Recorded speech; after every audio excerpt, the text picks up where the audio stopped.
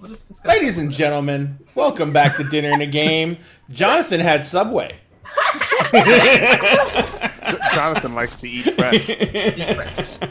Subway does not fresh this sponsor time? us, so no one talk about Subway anymore unless they send us money or sandwiches. Well, I did just say it wasn't fresh this time, so that's Oh. like I two don't pluses know and a what negative. that means. Like, I don't like that It's at all. probably a Do you leftover want a sub more in the fridge. descriptive descriptor? We can talk about it later. You know, that's what break is going to be, is us discussing something. Oh shoot! I forgot. I gotta fix. Your camera went We'll crazy, talk. Ivy. I gotta fix you. Oh no, gas. Ivy cam. Ivy Cam. Welcome to the Ivy Cam. Everyone's cameras went crazy. Oh, I see what happened. It unstacked everything. Holy crud! Oh, Ladies and gentlemen, features. Features. So, hi everyone, welcome back to Dinner and a Game. My name is Ray. I am your humble, if not a totally obnoxious host for this romp down the dark highway as we are going to be playing our World of Darkness campaign. Now, what does this mean to you? Well, basically, we are going to play a game which is based in the World of Darkness setting, which was, put out 20, 30 years ago? I know the 20th anniversary books just came out. But it was put out a long time ago by White Wolf, which was a gaming company that was run by a gentleman named Mark Reinhagen. And a very, very strong European name, I guess. That is. Geez.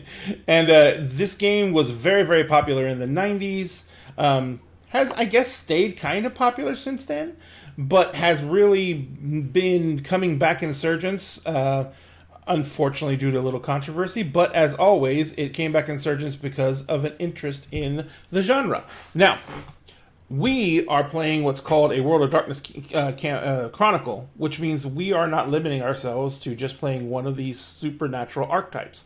And in this game, there are vampires, werewolves, mages, fae. I don't know if you call them undead, because they're technically just dead. The wraiths, Prometheans. I know I'm missing somebody, because there's a lot of them. Anyone know any others? Hunters? Hunters, Mortals, and hunters. And that's it, I think. But the concept of this is we're exploring the supernatural side of, and it's set in a contemporary setting. So we're playing this in modern day. Now, all that being said, without the lovely people that I have here with me tonight, we would not even have a game. So, speaking of lovely people, I see someone's available.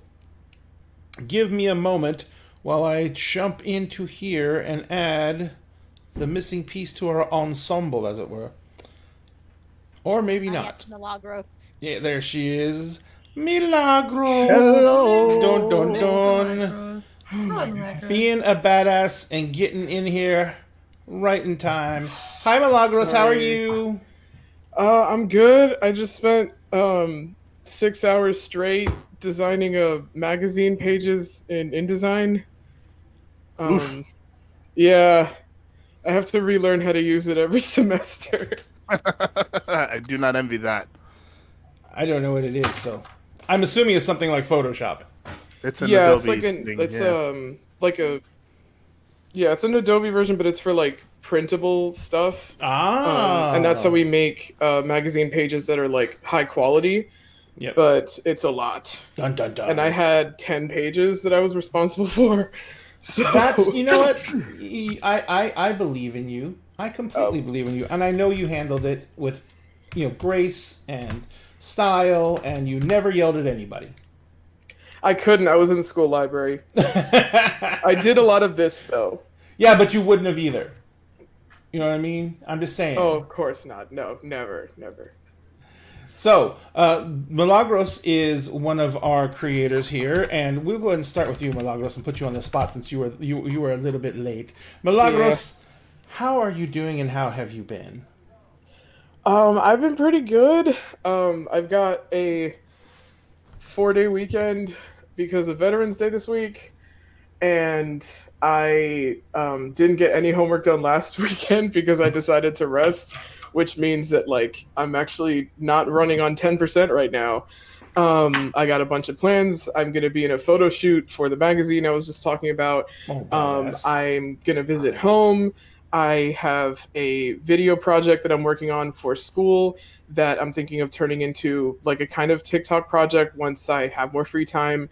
And I'm planning on more content for Pandora. I just have to wait for a day where like I have both energy and no obligations, which is very hard as a college senior.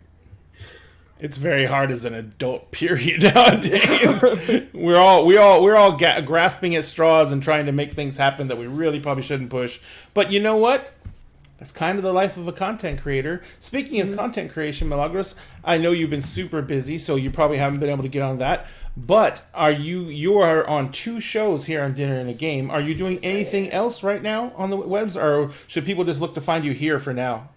People should just look to find me here for now, especially because on top of my second to last semester of college and being a resident assistant, I'm doing NaNoWriMo because I have no respect for myself or my energy or You hate my free limits. time. Just nothing.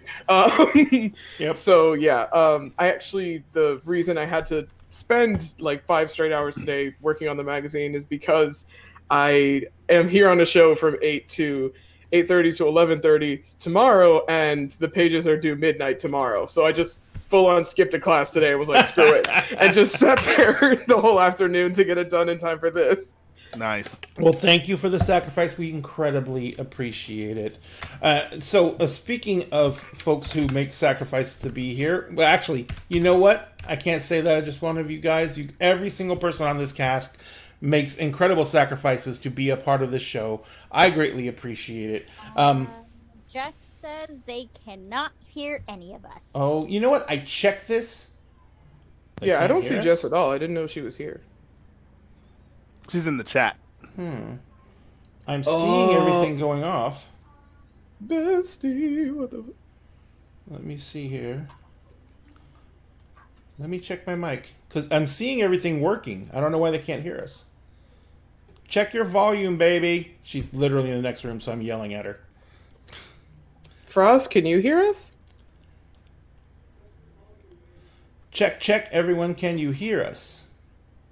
Can anybody hear Circle me? DMs checking for us. Hello, hello, hello, hello, hello. Kitty, kitty.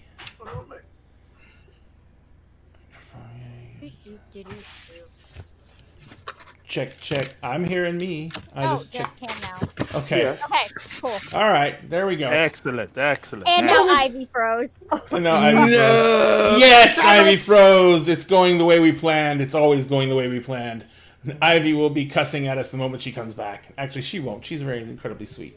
But, so we'll just turn Ivy's... Oh, there she is. Wow. Like a lightning, she was back. Damn. Hi, Ivy. Cool, let's just deal with the tech problems first and get that out of the way. It's not a problem. It's a feature. It's a feature. First, get those out of the way for now. Getting everything taken care of. I have a random question while Ray is taking care of stuff. Does Random anybody question. else use a PC? I do. I do. Did anybody else get the Windows 11 update? I need to get No. it. I am not getting the Windows 11 update. Oh, if I can because help it. I got it, and now everything's changed, and I hate it. I was gonna say, I don't think I want... Laptop, every 3 days, it's like, hey, you need to upgrade to Windows 11. Here's your free upgrade for Windows 11. And you're like, no. See, Yeah. I had to Yeah, do I don't it want it. because I use 2 monitor. I have a monitor and then my laptop, and the monitor was like flickering because it wasn't like refreshing fast enough or something like that. Like I looked up what the problem was, and it was like, oh, it's your refresh rate or whatever. And then I checked, and it's like, you're missing a giant update. And I didn't check what it was, but I was like, this needs to stop flickering because I can't do any work with it flickering in the corner of my eye. And then I lost computer privileges for like 5 hours while it updated. I am not looking to do that anytime soon. Maybe over the weekend sometime, but Windows is terrifying, so I'm going to leave it at bay. They changed so many things, and I'm so upset about it. Speaking of people who have to deal with that horror every single day, Sphinx, how have you been, sir? Oh man, it's been an interesting few days. Yep. But otherwise, not too bad. Not too bad. So yeah, I mean, this has been it's been an interesting time, I think, lately. But I really thank you for being here, number one. Oh, of course. Do you want to go give us a quick rundown of where we can find all your creations on the interwebs? Oh my goodness! So and all many the things places. you're involved with? So I am on. You might all know me as on TikTok as Circle DM, where I do lots of D&D content, TTRPG content, some cosplay, and some music content. I can be found here with Dinner to Game on Tuesdays and Wednesdays. Tuesdays for, of course, Sanctums. Sanctions. Wow. Emerald Sanction for you.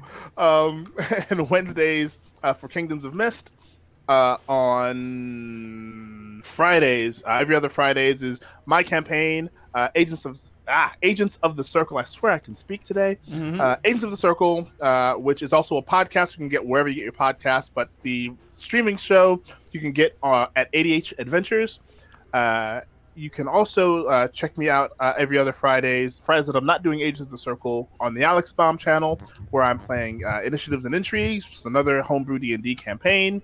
On Saturdays with ADH Adventures, playing Heroes Arc, and on the days that we're not doing Heroes Arc or Agents of the Circle with ADH Adventures, probably doing this new game that we're doing called Out of the Box, where the GM takes a starter set, opens it, and we just play. We all figure out how to play together literally that day, and it's fun. It's fun and fantastic. The VOD for the game we did. Not the last Saturday, but the Saturday before is fantastic. We did Cyberpunk Red, and I highly recommend it. It was so much fun. Excellent. So, and it speaks. You're still doing the. Oh yeah, you already said that. You're still doing it as the podcast and everything. And all those links are in Sphinx's link tree, which is in the chat right now. Oh, by the way, Sphinx, who are you playing tonight? Tonight I'm playing Valestein. That's my Wednesday tomorrow. character. Wow! I am playing Emrys Dad, Grant tonight. wrong dad. Wrong dad. Wrong dad. Wrong, Dad. Tonight I'm playing Emrys Grant, the Order of Hermes mage and bookstore owner. Gotcha. And Milagros, who are you playing again? I'm playing Pandora, Sideris, Black Fury, Werewolf, and just definitely sweet spirited member of the party like in my other campaign. Totally not a completely different character. Totally not grumpy Gus. Speaking of people who are not grumpy Gus's, hi Em. Hi. So Em, you, much like Sphinx, have a long list of things that you're on. Would you like to give everyone a quick rundown where they can find you? You can find me mostly on Vampiric Touch Entertainment on Twitch. I am there on Fridays for Exalted, which has a wonderful cast. We started our first episode of the Volition of Onyx and Gold last Friday. It is every Friday. Then I also working on a podcast for VT. I think the first episode will be dropping here within the next couple of weeks. We had to push it back due to life situations. And then every other Sunday, you can find me for Nevermore, where I play a very much troublesome druid bean named Aster. And then you can also find me on Nightsport. Usually it is every Saturday because we pre-record our episodes and then we post them live on that Saturday. And then you can find me here! On Tuesdays. On Tuesdays. And also I'm on TikTok under starshard.stories. And tonight I will be playing Lady Rosaline, our lovely she, who is an artist and has a technology problem. And if you want to catch any of M's content, the link is in chat right now. Thank you very much, M. Ivy, how are you doing? I'm good. How are you doing? Good, excellent. Ivy, you are someone that I've been trying to get on the show forever, and I'm so happy that this finally worked out. Been wanting to game with you forever, ever since you were one of the... When I started looking into doing this, yours was some of the first shows that I ever caught, and I actually kind of started talking to people in chat and started finding community in. So when you actually started talking to me, I was like super excited. And then when you started talking, showing interest and wanted to come on one of the shows, Yeah, that was a lot. So, but thank you so much for being here. You're welcome. Thanks for having me. And where can people find you? Yeah, so you can find me on TikTok, Instagram, Discord, etc. as Gamer the Girl. You can find me on Mondays over at Ice Cream Sandwich, where I play Circle of the Moon Druid. Her name's Farrell. You can find me every Tuesday here. You can find me every other Friday on my own channel, where I host my own game, where the IDM, where it's an all-female game. It's called The Rectification. It's all-female. It's a completely homebrew world by me, written by me. It's a lot of fun. But actually, this coming weekend, you can find me over on the show as a Mimic, where I will be actually behind the screen running tech department for the entire 24 hours of our charity stream, Rolling for Charity, where I'm sure I'll be up for another 36 hours again. But we're raising money for Doctors Without Borders, and have TTRPGs, D&D games, etc. We've got amazing creators like Turin the Bard and Amelia Som playing, some of my very dear friends, and I'm very excited. And we're going to start that on November 13th at 10 a.m. EST, 9 a.m. CST, and go all the way to the 24 hours to the next day. It's going to be a lot of fun. And you can find links to all that in Ivy's link tree, which is in chat. So please give her some support this weekend. I have the weekend off, not because I actually I'm taking a long weekend this weekend. Not because I was initially going to catch your stream. I didn't even know about it when I originally requested the days off. But now I can actually check it. And if you need any help with anything, you can let me know.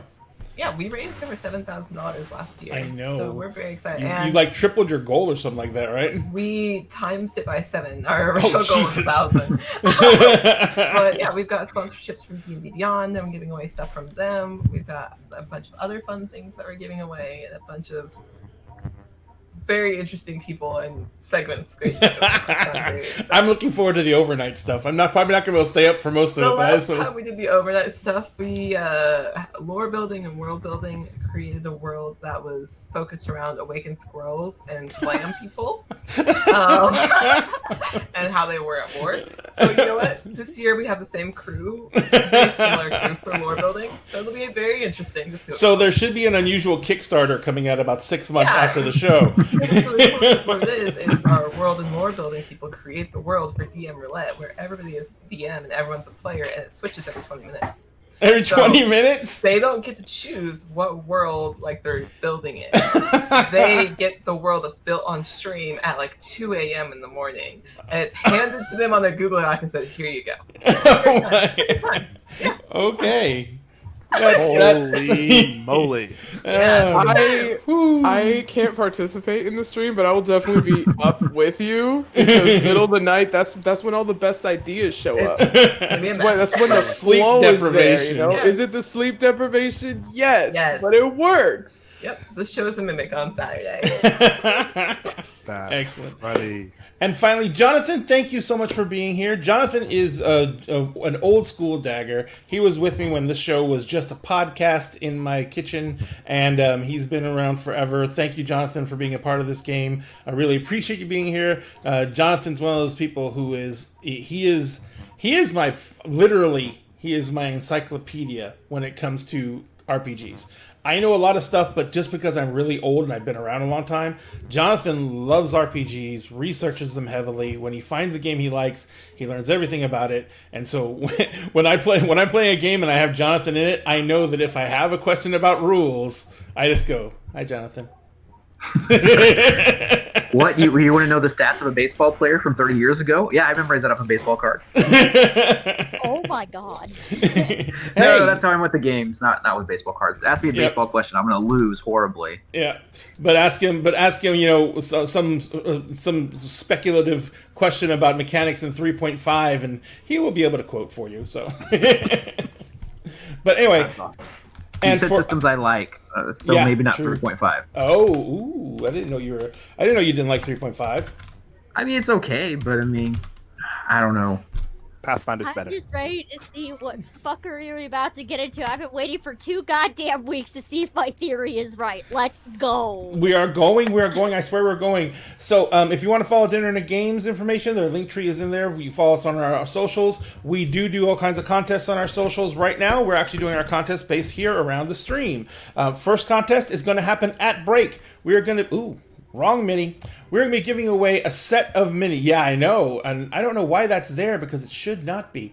But we're going to be giving away a set of minis. 2 minis at stream. They are going to be our Drider minis. And they're going to be given away at the break. We're going to be putting up a special keyword at the break that you guys are going to be able to type in. And then when we type that keyword in, it's going to register you for the contest. When we come back from break, we are going to go ahead and give away those minis to one lucky winner. Both minis. No, wait. I said I was going to do 2 winners. So one mini to each winner. These are 3D printed, custom printed minis. They're printed by me. These are actually already printed out, so we don't have to worry about that too much. But these minis are are 3D printed. They're incredibly detailed minis. They're absolutely amazing. And in the meantime, while I've been stalling, I actually loaded them up on screen. So let me give you a little view before M kills me, because she wants to find out what happened. But these minis are the ones we're giving away. These are from the Arch Villain design company. They do tons of 3D mini sculpts. If you get a resin printer, they're very, very cheap. You can print these minis out. They come out in high definition. These minis are absolutely gorgeous, and we're going to give away both these minis at break, 1 mini to each winner. They're basically Driders. But they're hot and sexy Driders. Yes, some very hot and sexy Driders. But we're giving those away at the end of break. And and on TikTok. Oh, hi. We got a new person. What? We did? Daddy, sorry. Daddy, sorry. Oh my god. Oh dear. Oh, hi, Sergeant Steak. Thank you very much. Who was that for? I think it was for the minis. And also, if you follow us on TikTok, the link is in our link tree. We are giving away this bad boy when we hit 1,000 on TikTok. I think we're at 820, so we're almost there. This is a 4-story tall, 9-inch wide, 11-inch tall Wizard's Tower that literally breaks down into components that you can put away in a very small box. This mini is coming primed. It has a door in the roof that opens up as a trapdoor, and the door at the ground floor opens and closes on its own. The windows have window coverings you can put on or take off as you want to, and you can paint this any way you want to paint it, but it's going to be yours. We're giving away the entire thing. We hit 1,000 on TikTok, so please, please, please go give us a follow on TikTok. We're almost there. We're almost ready to give this sucker away. And here on Twitch, when we hit 1,000, we're going to give away this boxed set. This box set is the D&D core set with the Player's Guide, Monstrous Manual, and the DMG, plus the GM screen. It is the foil cover edition, which means it does not look like everyone else's books. They are shiny, they are sparkly. You'll be able to tell them apart from everyone else's if you choose to open this and take it to the game store. If you just put it on your shelf, it's an amazing, gorgeous set to adorn your shelf and be part of your collection. We're giving it away. We hit 1,000 followers on TikTok. And also, I forget this every single time, when we hit 100 followers on YouTube, we're also giving one away. Because we want to get our YouTube channel branded. And we are like at 80 followers on YouTube. So if you follow the link tree and go to our YouTube, you can see the YouTube link because it's insanely ugly. It's like a whole bunch of blurb after YouTube. So we want to get that down to Dinner and a Game. And so help us do that by following us on YouTube. All of our archives are on YouTube for all of our shows. And we appreciate you guys very much. I've said a lot of words. They went very fast. It's over now. I apologize. It is time to get to the game. Are you okay, Ann? Yes. I just need to know. I need to know. heard just like... I need to know. Who I wants- waited 2 weeks. Who wants a bonus 2 XP? Sure. Because my voice is actually starting to crack. I need to take a drink. Would you recap real quick, Jonathan, what happened at the end of last game? Sure. So, Thank you. Pandora chose to run through the streets in a form that did not actually bring on full delirium in people, causing mass panic and chaos, until Everest chose to try to somewhat cloak them by bending light around them, which we don't know the full effect of that quite yet, but seemed to be fairly effective, if not fully effective. We arrived in the parking lot of the zoo so that we could enter my den realm, of which I first decided that I was going to be bringing over one person so that the freak out didn't happen in front of everybody else when they realized that they could see the sun in my den realm. And then I brought everybody else over except for Pandora because, you know, that's the way me and Pandora roll. And then as soon as we got into my den realm, everybody was able to see the wonderful majesty of my amazing castle and castle grounds that's completely vacant, but amazing and beautiful, but all for me. And that's when we decided that it was probably time to stop having a conversation and go find Penny. And we were beginning to head off in that direction right when the game ended. Yeah, technical issues went Technical through hell last week. Yep. So, and don't forget, ladies and gentlemen, as you watch the show, you do earn dagger dollars. And dagger dollars can be used for a lot of things. They can be used to influence rolls, to give bonuses, and to give dice to our players who are trying to play the game. They can also be used to highlight and help NPCs or villains. So, depending on how you allegedly. depending on how you feel about our players in the game, you can choose which way you want to spend them. So you love our players. So please, posture check. Thank you. Thank I'm you. pretty. Ouch. I love you, baby. All right. So, as you are standing there and moving through, Jonathan, what is it like when they I think I already asked you this, but we didn't really get to it. What is it like when they transcend from your den realm into the near Umbra where you live? I'm assuming because you built your den realm here, you know what the rest of the near Umbra looks like around it. I get to choose and describe it? Huh? What was that, Em? I think he said it was a castle because he did. No, that's his den realm. Going into the Umbra, like outside of it. Yeah, because it is around the zoo and everything like that. So.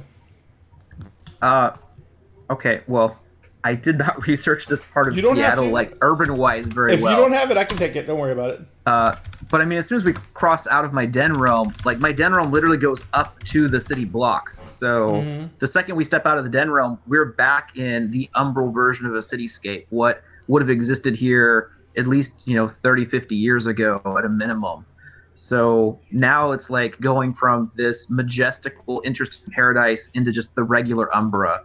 And all of my like beautiful night sky that you could see with a sun in the night sky, that all immediately just like vanishes and reverts back to the regular Umbra. Yep. So you guys are crossing into the Umbra.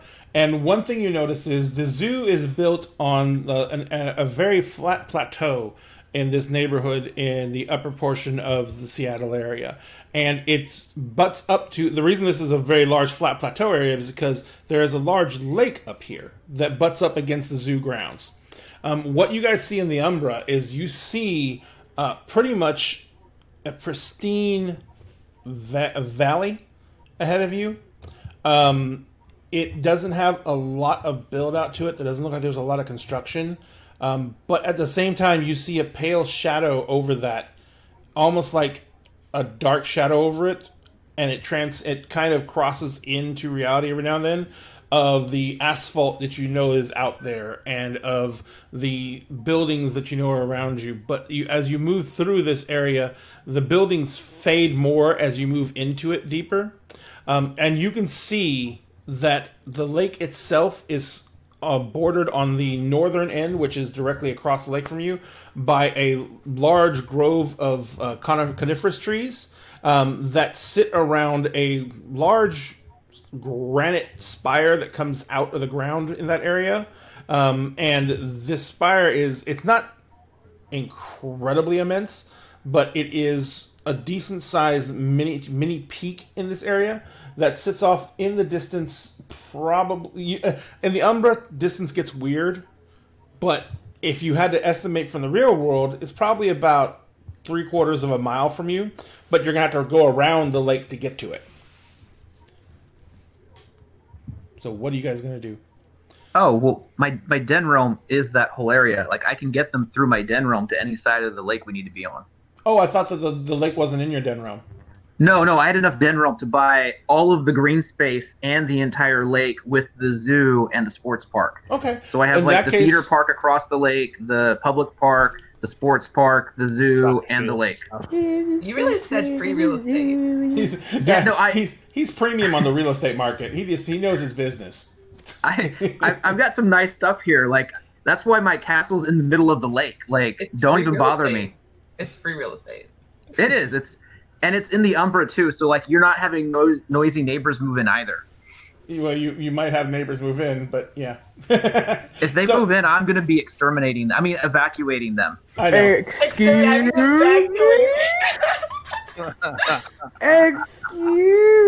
me. It's his den realm. That's a strong choice of words. All right, so you in that case, you guys can come out on the other side of the lake, well into the actual, you're in the heart of this coniferous forest. The spire is not very far away at all. This is like a large granite stone that sticks up high enough to go poke above the tree line. It's pretty much a giant stone hill for the most part, but a large piece of granite that sticks out the top at an odd angle. And this is like the biggest landmark in the area. It's also the only point where this area turns into any type of broken terrain. You also know that there were all kinds of mines out here, and quarries that were dug around this area. But there's also a lot of natural caverns as well. And that's how they found a lot of the mineral deposits initially, and had that situation come up as describing this area as very naturally rich in mineral resources. So what are you guys doing now? I mean, you know that that the trail goes in this direction as well. So she's not hiding, right? No, she's not. Cool. So while they're getting a general direction, I would like to use my Pulse of the Prey gift so that I can know exactly which direction to go. All right. Is that any type of roll whatsoever, the mechanic, or do you just spend like a gnosis? Not unless she's actively hiding. And She there's is no not gnosis. actively hiding.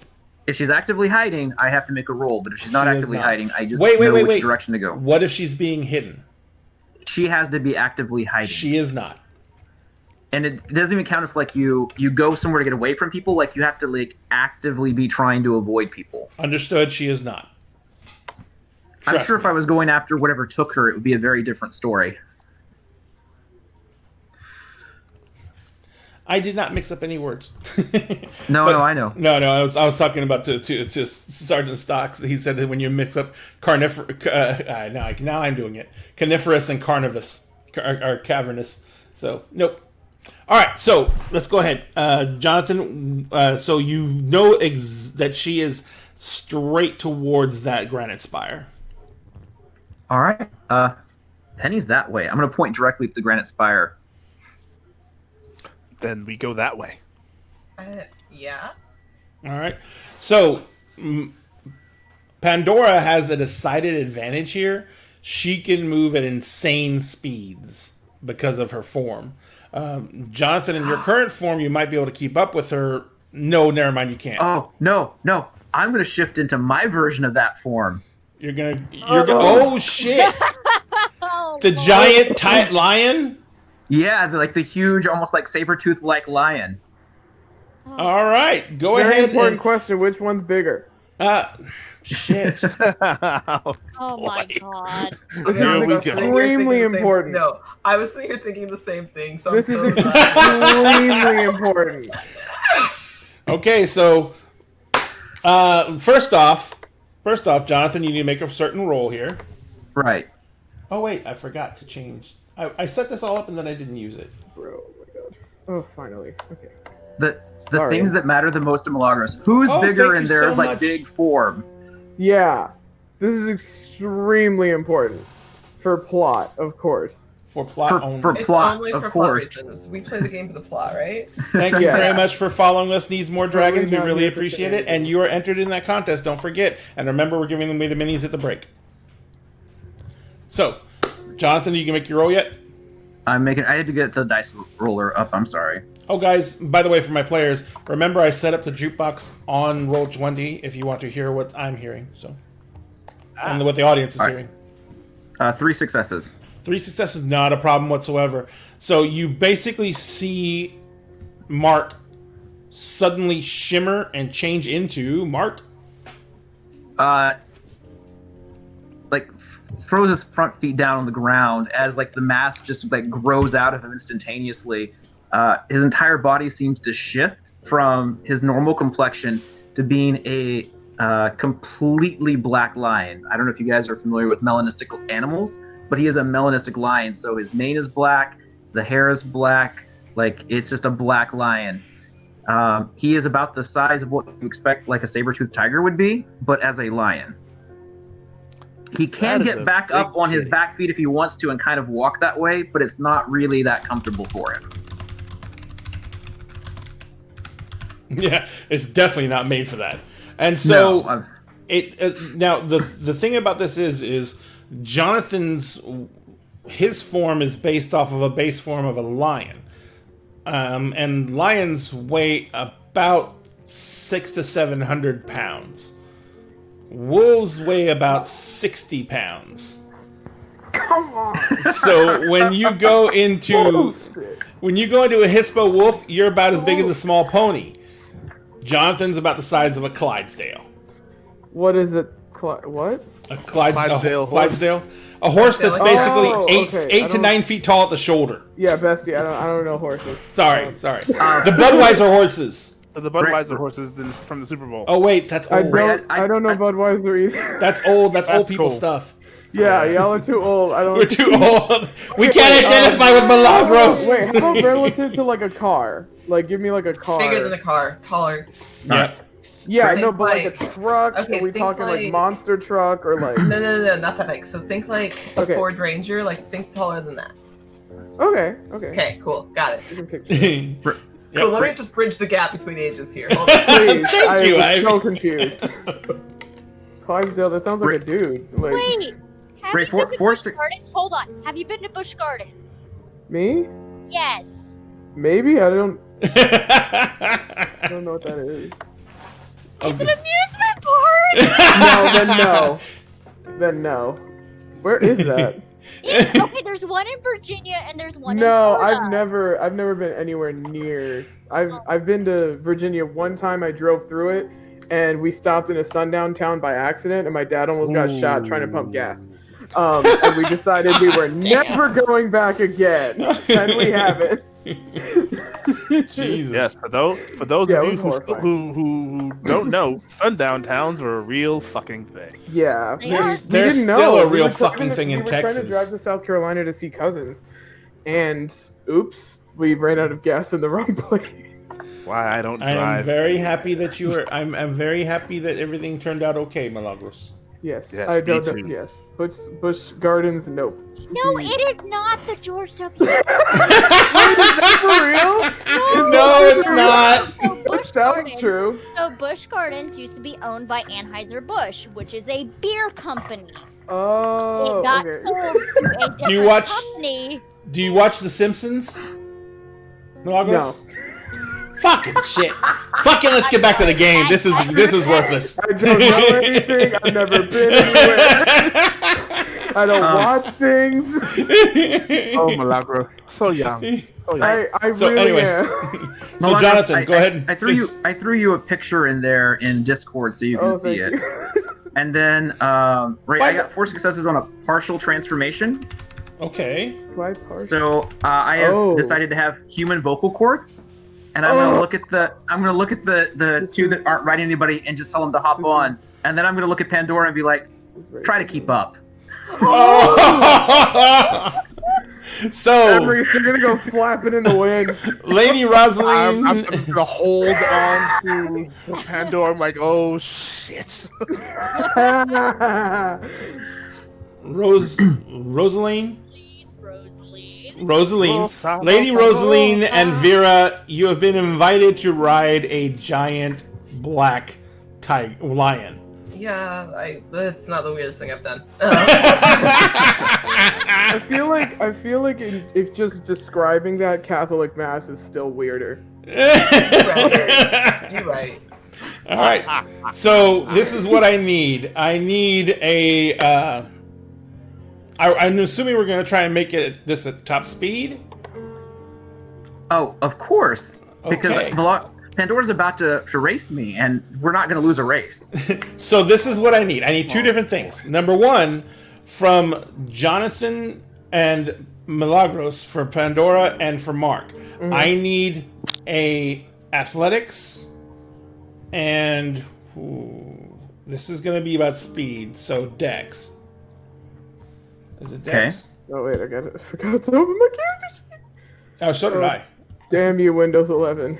Where is my Windows stuff? 11. Where'd you put my shit? What Milagros made a mistake and upgraded her PC today. I didn't even mean to. I didn't know that's what the upgrade. Oh, this wasn't today. This was Friday. Oh, It okay. locked me out of my computer for like half So of Friday. it's going to be dexterity and athletics, and then the difficulty is only going to be a 6 because you're not going to take the hardest path. You're just going to take the easiest path. Jonathan, what were you going to say?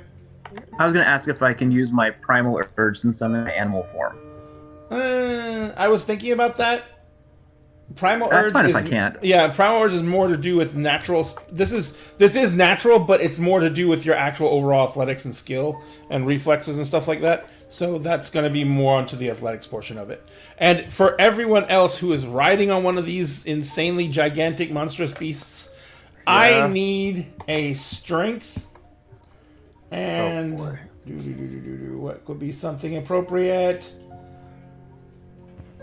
I guess the nearest thing we can give it to is brawl. Oh God! You're trying to hang on to these giant beasts as they go flying through the air. Yes. I have no brawl. I don't think anyone has any brawl. Oh no! Well, can you guys think of anything else you would use as a ability to hang on?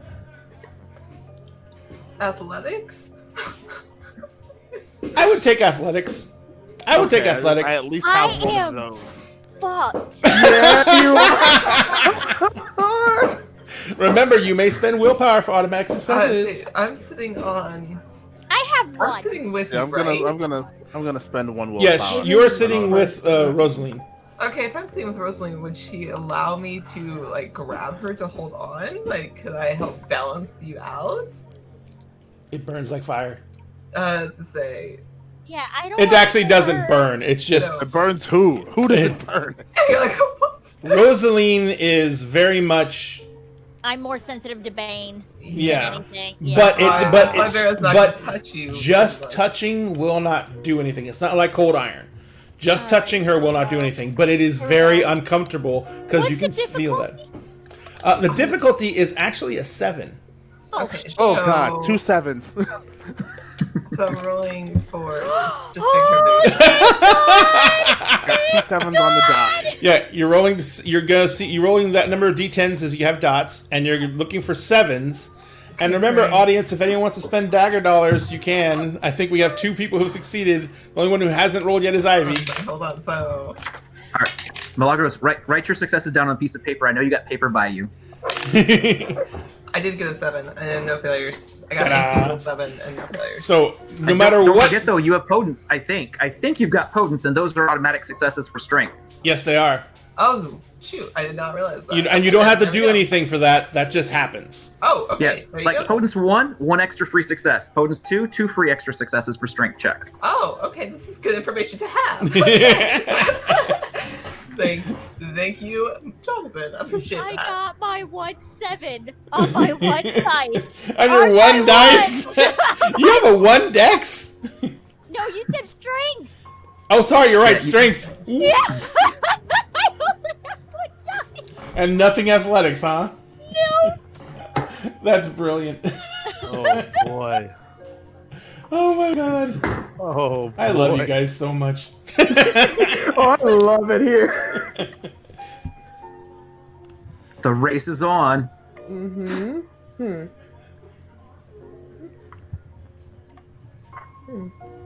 Oh, sorry about that, Sergeant Stakes, but that was yes, it's very much a no Unicode. Ray, have you turned on the jukebox? Yeah, it's playing right now. Oh, then I can't hear it. I can hear it vaguely. I don't have it turned up super loud. I don't want it to override everything. That's fair. Oh. Hold on. I'll turn it up a little bit. Hold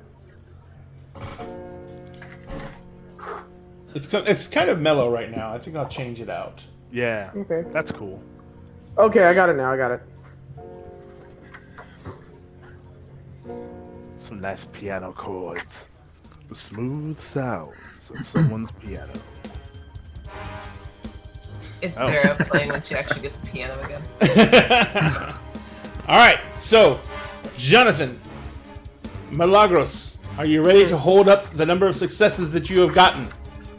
Oh, I am. Yes. Okay, on the count of 3, hold them up in front of the camera. 1, 2, 3. 6. I can't even read either one. Jonathan, how many did you get? 5? 5. 5. Did you spend willpower? No! That was natural, baby! That's just the sheer ferocity! You know what? Sheer vibes! This is not gonna stand. I can't do this. This is what you get for that fucking painting! Okay, you know what, Ray? Ray, that's a straw right there. The gloating is a straw. She can't gloat yet. You haven't even gotten He's there. gonna be unlucky. Yeah, we haven't even gotten there yet. I'm gloating. Pandora's focused. I'm gloating. Oh no, I'm not losing this race. Ray, Black Cat's luck. That guy's gonna be unlucky. Maybe he gets some bad footing, maybe something else happens, but I don't want to lose just outright. Oh! But there's a problem with that statement. There's only 2 people in the race, so no matter what, if she wins, you lose outright. Yeah. Yeah. That's fine. She can have some bad luck later. I don't care. Okay. Something's gonna happen now. Okay. Okay. I'll take I'm not that gonna be a because good loser I got about to this win. one. I'm not gonna be a good Activity loser. of the night, I got to win. So. All right. Oh boy. Yeah, that happened. Why are they so petty? Why? Oh, I'm not declaring that to y'all. That's just what I'm letting Ray know. Like, I know. I got it. Wait. So I'll write that down then. oh, Ray decides what happens in the end. I have no Oh, idea yeah. what's gonna happen. Absolutely. I can't Yeah, even but I'm control just writing down the like that. All right, that so- thing that you declared. You, Pandora is just fleet. She's lean, moving through the trees, darting around, keeping ahead. She manages to pull out quite a bit away from you. You come out into this open area of trees at the base of this huge granite spire. As you come sliding to a stop because you're basically in front of a vertical wall, you're kind of like still huffing. And by the way, Sphinx, Emery's, it's like you don't even know how fast you're going, but you just kept your head down in the fur because the limbs are just whipping by you, and you're still probably getting whipped on the back. And Rosaline and Vera, it's not as nice for you guys because you can't really lean forward that much because there's 2 of you. So you guys are covered in pine needles and sap. I'm trying to remain respectful of Rose's boundaries and not letting her right now. This Trying is an expensive wool sweater. It I know, was. it's fine. It's okay, you'll be fine. By the time that Pandora comes to a sliding stop, you look down and the sleeves and the shoulders of your wool sweater have just they're like kind of dangling strings. Oh, Rosalie. Oh no. And there's Okay, wait. There's tree sap all in your hair. You look lovely still. It's okay. No, Vera, there's tree sap in your hair too. Just trying to make Rosalie feel better. You look fine. You look radiant. No one could ever look as good with tree sap in their hair. Which is actually true. And then she's being honest. That's the whole thing. Vera's not lying to her. That's fair. That's fair. If this stains my hair, I am going to have words. No, I'm going to have words.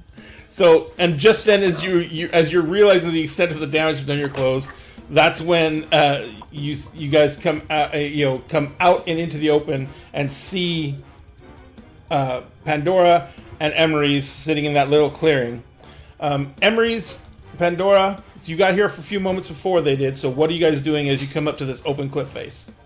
Trying to look out and see if I can see anything, get any kind of bead on any kind of movement or tracks or anything. So you begin checking around. Go ahead and make me a Wits plus investigation roll. I'm assuming this is a quick glance over, cursory, correct?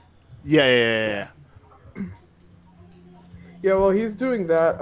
Pandora's got the zoomies now because she can see that she won. So he's just like spinning in circles and like stopping.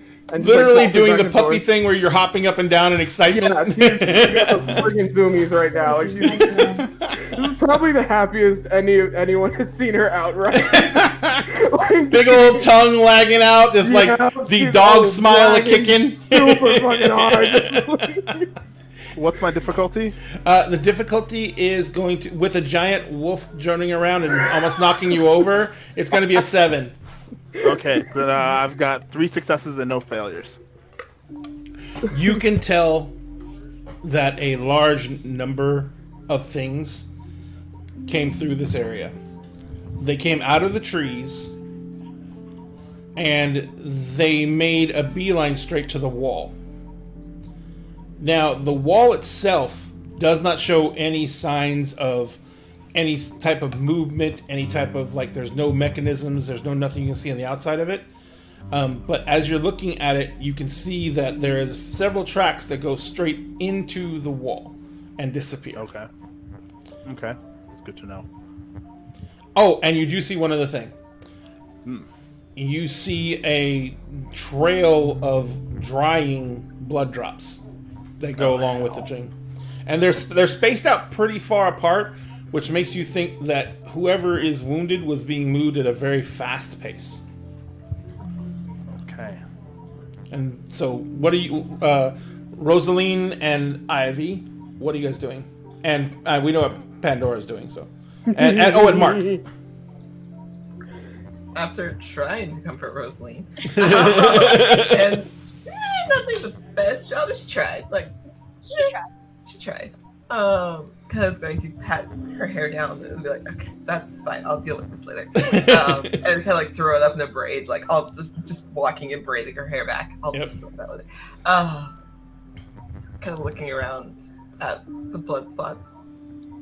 So we're pressing onwards then, yes? Yeah, whatever came through here and whatever's bleeding went that way, and I point at the wall.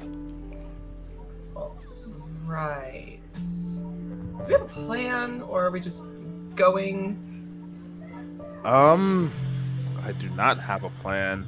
Lots of... I'm fine with that. Like, we don't have to have a plan. I just wanted to make sure, like, before I start, like, hitting things or whatever. Yeah, my plan was essentially to jump in, look around, and if there are things to hit them. Yeah, great. Yeah, okay. Do y'all not remember the reptile things that I told y'all about? I do remember the reptile gotta things. That is probably what's gonna be in there. Right, so we hit things. So we hit a huge We hit big hard? thing. We hit hard. Yeah. Yeah. Okay, great. Cool. Onwards then. So, as you guys are making your way there, Pandora, do you calm down as they're obviously looking around and checking things out? Are you staying in your current form? Yeah. Okay. Oh, for sure. We're gonna. Mark, are you staying in your current form? How big is the doorway? There's no doorway. Oh, no, I'm going to go back into my regular form then. Okay. There's no doorway, it's a sheer wall. Alright, so you go ahead and you can shift back to that freely, correct? No, I got to make a roll, but I mean, they're not very hard rolls to move between the forms when you're not stressed. I mean, the partial transformations are way more difficult than just moving between forms. Oh, yeah, Does absolutely. losing stress mark out? I mean, I was carrying 2 people and almost beat you, so I'm just gonna let you have this one and let you gloat. I don't want to take it away from you. You get so few wins, anyways. Oh! Damn! I mean, if that's what Pandora asked me, that's basically what I'm gonna say as I walk away. Dogs and cats living together. Right. Oh, That's no, living hilarious. together. Being in the same friend group, there is a huge difference. Oh my Sorry. god. So, Emery's, you're looking around. This is technically this. This is the Umbra. This is a spiritual realm. This could be magic. It could be spiritual.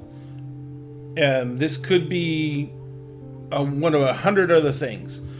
What are your intentions here? Here in this place, my first intention is to walk towards the wall. I want to put my hand out to it and see if it's solid, or see if I can sense anything. Okay. By the way, Jared 1819, thank you very much for the follow. We really appreciate it. So you go up to the wall. You put your hand on the wall, and it feels like rock. There doesn't seem to be anything.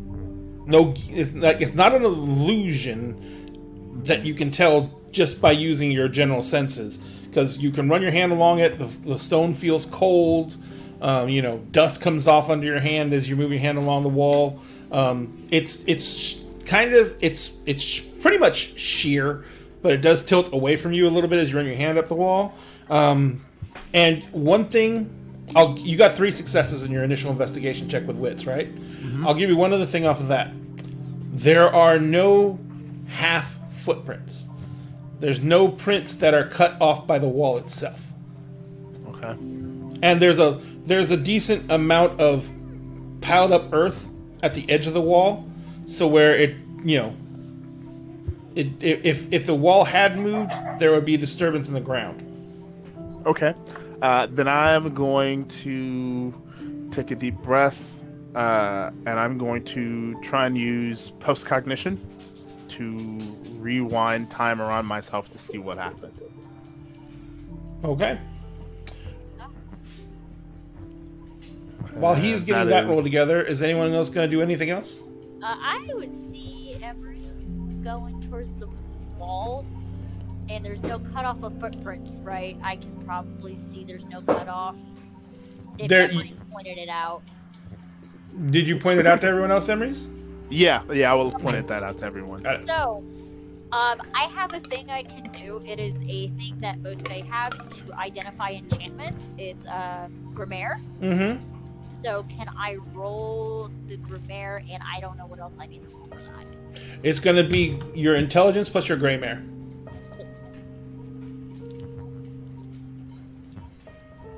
Look at me learning my stuff. Dun dun dun. And the roll for this, is this going to be a straight arete roll? Yes, when you're using your abilities, it's a straight arete roll. And what's my difficulty? Yeah, difficulty. So, for your difficulty here, number 1, there's no veil. So, it is incredibly easy to work your abilities here. For you, there's no reality here. So, your difficulty is literally based on the magic you're going up against. So, it is like a 7. Okay. And for you, M, for the Greymare roll, it's like a 6. Cool. Ooh. 1, 2, 3. Oh, 4, 5. nice. I got 5 successes. 5 successes. 1, Got it. 2, 3, 4, 5. So yeah, 5 successes, and one of those is a 10. So that's 2. So what we have here is a lot of successes. So for what Emery's can tell, this is all of this in the Umbra seems to be artificial. This entire granite thing is not of this realm, because as you rewind it, when you see what happens back, because with that many successes, you can rewind just about as far as you want to. Yeah. So you rewind it, and how far are you going to twist it back the first time? The first time I want to just do like an hour. An hour? So you twist it back an hour, and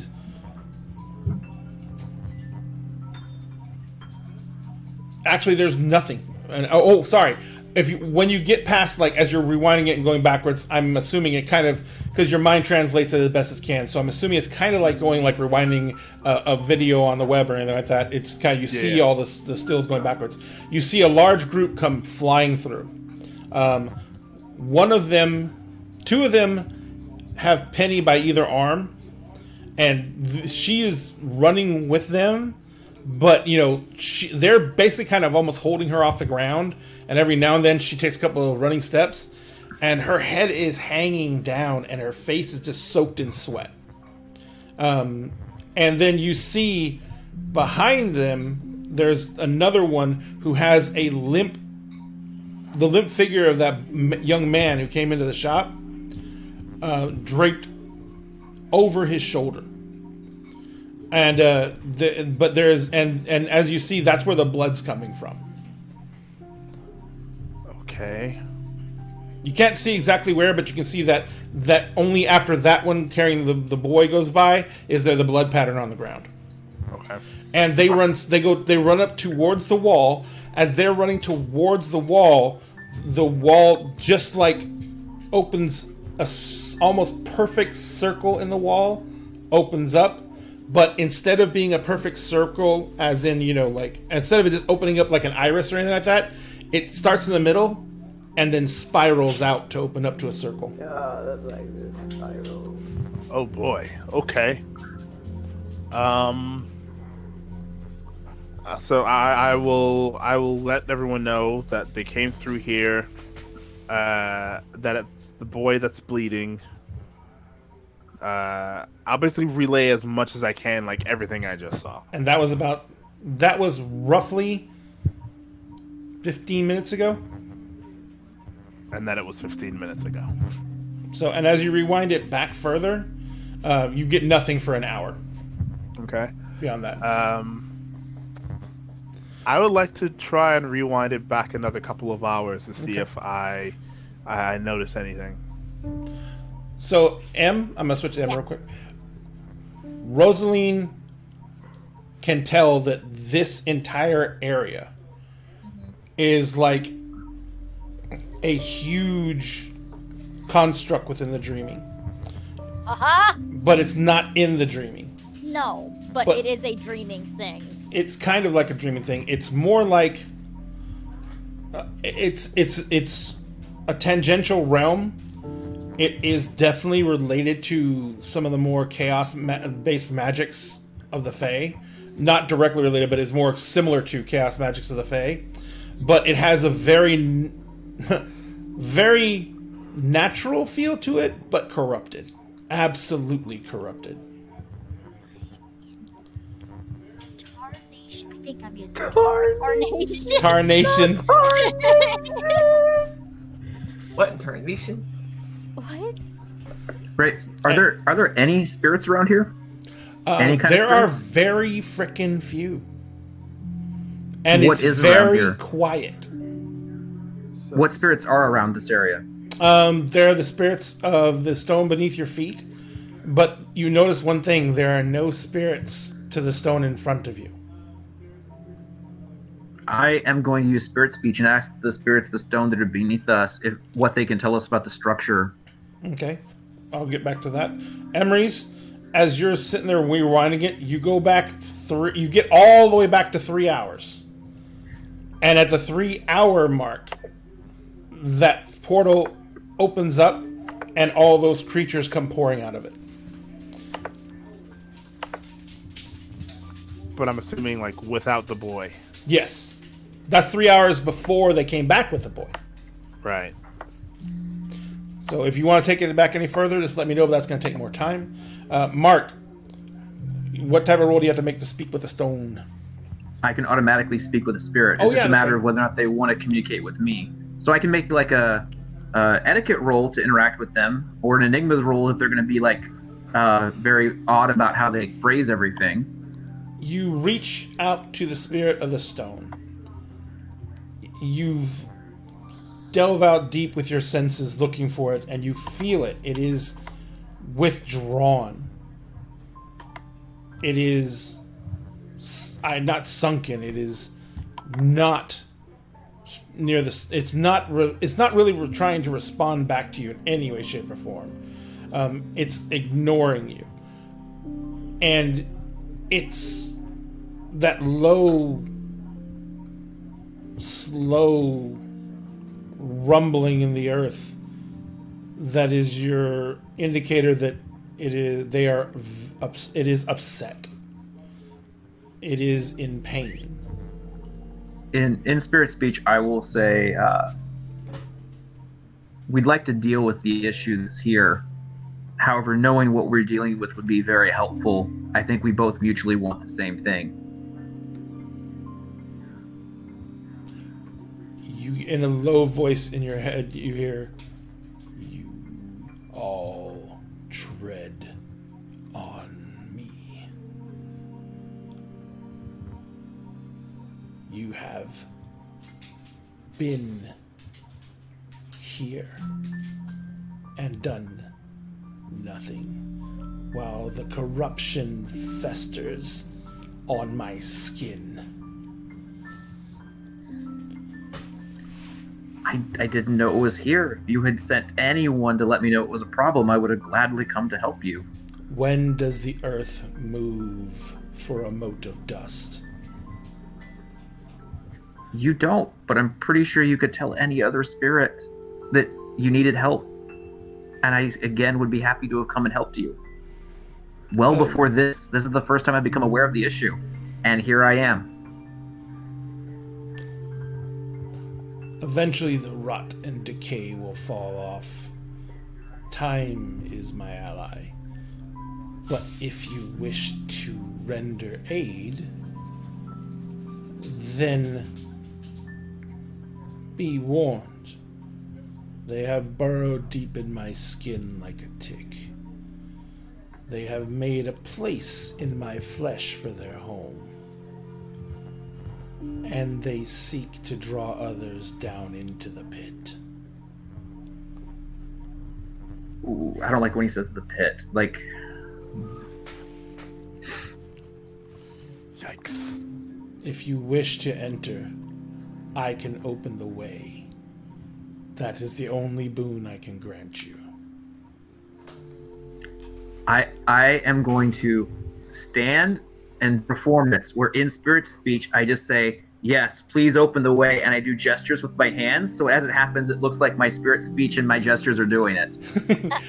So I convinced the thing to open the thing. It is not that big of a stretch. Rosaline, what are you doing? Rosalie was relaying to Emery's what she got from like the building, that it's kind of the dreamy but it's not, but it's corrupted and it's a little odd but also natural. And I relay that I rewound back a little bit further, and like whatever creatures that it was that went into this place came from this place. Great, so it is corruption here. Great. And as they're having that conversation, Jonathan, you step back, and Mark is speaking in this like really deep, resonating, grumbling, gravelly voice. But you don't hear any responses back. And then he turns around in that same gravelly tone, and he begins making these huge grand gestures. And at the base of that granite thing that's going up, the ground just splits and opens up. And there is a huge crevice that goes under the granite top. And you can, as you look down in there, you can see that it goes down for like 20, 30 feet, and it's dark and black, but then it's at the very end of it, you can see that there is a glow of red coming from far down the crack. Red light. Red light means top. What are you trying to say, Rose? Remember what I said when I laid all my cards out, That and there then I was had a that little vision thing that I red told light. you all about before we went to the zoo. Well, actually, when Sure. we got to the zoo, yeah, red lights. Oh, Red light. That's where we're supposed to go. that's not a good sign. And I will take my wand out of my holster and start to like just start to kind of like fiddle with it. Vera, Pandora, what are you guys doing in the middle of this? I'll let Vera go first. You're good. Oh, I mean, Pandora's just kind of been like she's finally the zoomies are over. So while all this investigating's been happening, she's just kind of like settled, like on the ground, and just listening. As soon as she heard about like the spiral shape from Emery, she was like, "Nope," and starts kind of like pacing. She's still close by. And then when like Mark's doing his whole whatever, Whatever. rumbling and shit. When the ground like opens, then she like goes over to the edge of it and is kind of peering over the edge. But like I'm staying in pony form because I'm assuming that's better for like biting stuff. There's only one shape better for combat. Yeah, and I'm gonna wait for that. Vera's been watching Everest as they were kind of rewinding time, just kind of standing by, making sure that there was nothing else like came over or popped up. At the ground ceiling is kind of standing at the edge, looking at the red lights, seeing if she can sense anything or see anything moving. Just kind of waiting. All right. So, what do you get? The ground is opened up.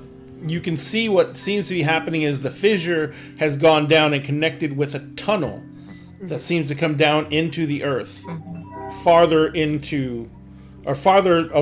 into this area underneath this giant granite mound.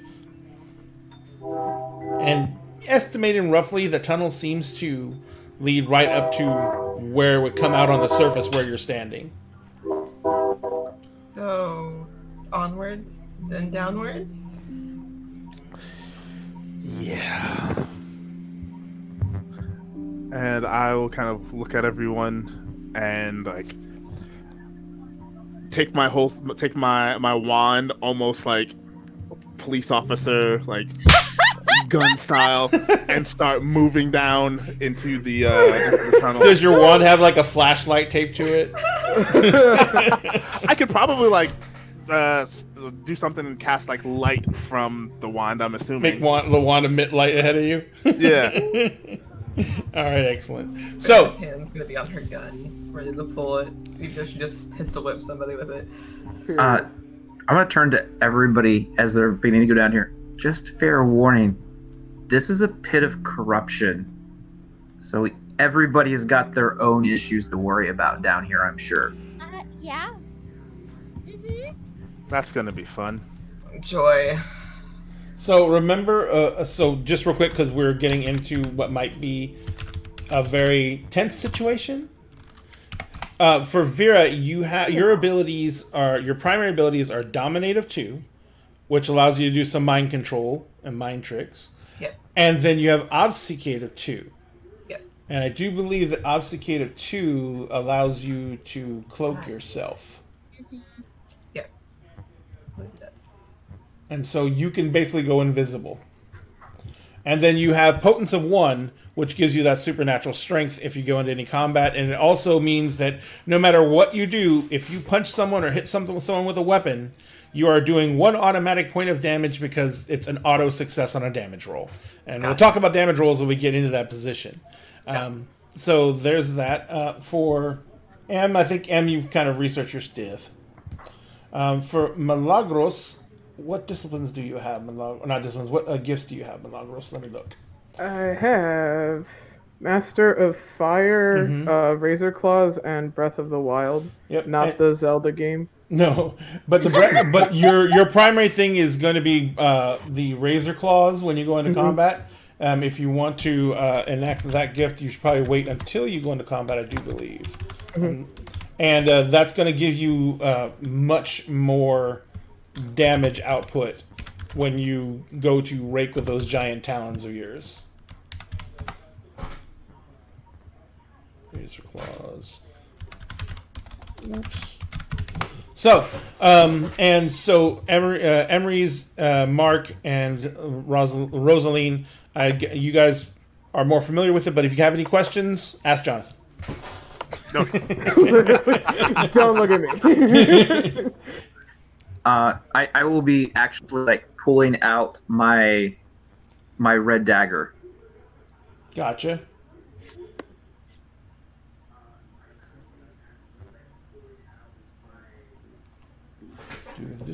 Oh wow! That's all I can do. So Milagros, for Razor Claws, you actually have to take an entire action to activate them, and the Razor Claws do an extra 2 freaking dice of damage. Ooh! On any damage roll. But you take a full turn sharpening them, so you basically like rake your claws on the stone type thing. That's really funny. And the difficulty for any damage rolls are reduced by 1. So, like, if I say the difficulty to damage this person is a 7, you automatically take it down to a 6. Mm-hmm. So that is a mechanic for you. But anyway, but they only last for the scene. Okay. And you don't have to spend anything to do them or make any roll. Yeah. Nice. You just get really angry. Perfect. All right, I'm so always this close to getting very angry. so I'm taking Emery's as taking point. Yeah. All right. So you begin crawling down through the fissure that was made in the earth. Moving through it, it's not very wide. It's kind of almost difficult for you to move through in this form, Milagros, but there is enough space for you to get through it. It's just tight. When you get down to the other end of the fissure, you can see the fissure is opened up into what is a clear, a circular tunnel. Even the floor is circular. And the first thing you notice is that the wall of the tunnel is a curved groove, goes in a corkscrew spiral. It meets itself, but it spirals down into the tunnel, which makes it very hard to walk because it's like rise, dip, rise, dip, rise, dip, rise, dip. And so you're walking down a tunnel almost as like this halting, skip, stumbling almost walk because you have to either step on the rises, which it's just the arc of your foot on the rise, or you have to step down in the dip, and they're curved, so then your foot is like bent unnaturally. So this is not convenient or fun. Also, as you come into that tube, that tunnel, you notice another thing. Oh, and each one of the grooves is about a foot wide. And as you come into the tunnel, you notice another thing. The temperature goes up by about 20 degrees. Oh, fun. Okay. Joy. We love that. Okay. That's so much. And the tunnel just goes straight down. It's about a 45-degree slope, so it's pretty severe. So, like, you have to kind of lean back as you're going down, and it's an effort to move down this. Now, Milagros, it's not as big an effort because you have 4 feet, so it's not as hard. But everyone else is really having to concentrate. No matter how dexterous you are, you're having to concentrate to move down this because it's a 45-degree slope with all these basic pothole every couple of inches type thing. So, what are you doing? I'm in the back. In the back? Mm-hmm. Strongest goes in the back. That's what Mark said. So. I did say that because I wanted you in the back, and that's where you continue to be. So things are working out great for me. I'm just which means I'm the strongest. Away. Which means I'm the strongest. He's confirming that I'm the strongest and now the fastest because I also beat him there. So. Well, you can't actually have this argument because you're no, a big we're not giant having this wolfie. argument, but I'm just putting it out there that she's just hanging on back. No, you can put it out there, but I mean, like, I'm happy because I basically got you to do what I wanted. I've trained you correctly. Now you're just doing it I automatically. listen, but I still get the. If you can't have the argument in character, you can't have the argument. Moving I'm on. not in character. This isn't the voice. I know, don't have the but we are in character. So, what do you? So Sphinx is Emery's is taking lead. Who's coming up behind him? Oh, and by the way, this tunnel isn't narrow. As you come into it, this tunnel's like a good 15, 20 feet wide. Oh. You're going up behind Emery's? Yeah, so it's Emery's. Vera's coming up next. Who's up next? Mark? I'll go next. And then it's Rosaline, and then Pandora. So you guys are heading down this very difficult slope, and as you move through, you literally spend half an hour getting down the next 100 feet. As you move down through this, and it's the same. It's like a straight shot down at this angle. When you get down there, you see that at the base there is a large, flat piece of flat stone landing that this tunnel dumps out into, and the last curl of this spiral pattern goes onto the floor, and where the spiral pattern ends into the flat piece of floor, you see that there is a red, glowing vein of some material. And that vein runs through the granite floor and goes into this huge spiral that winds its way down and into the center. And it kind of looks like an electric oven grill when it's on high.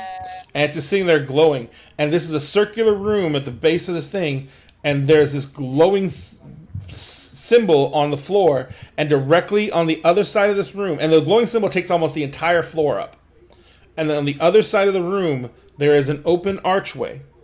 And above the archway, there is a huge skull that has horns coming off of either side of its head. It's hung up over the archway. Oh, by the way, the archway is about 12 feet tall. And it's hung up over the archway on the wall. And it's got huge fangs that come down. It's got a long, long muzzle.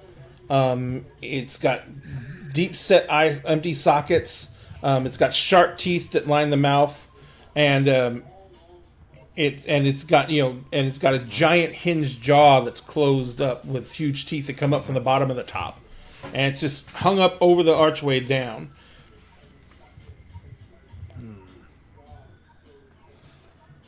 Oh, Right.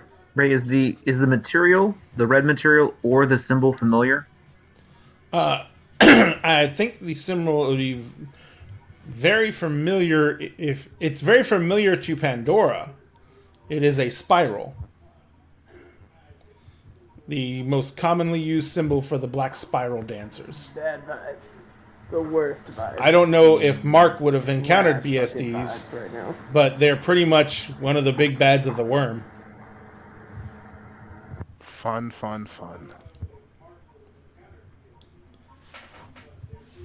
Oh, and by the way, the skull that's over the doorway, I forgot to give dimensions. It's like 3 feet long, about 2.5 feet wide. The jaws themselves are about 2 feet long. And if this was on a living creature, the head would have been overall, probably with neck and everything, 5 feet long. Fun. Okay. It reminds you of a very odd-shaped alligator skull.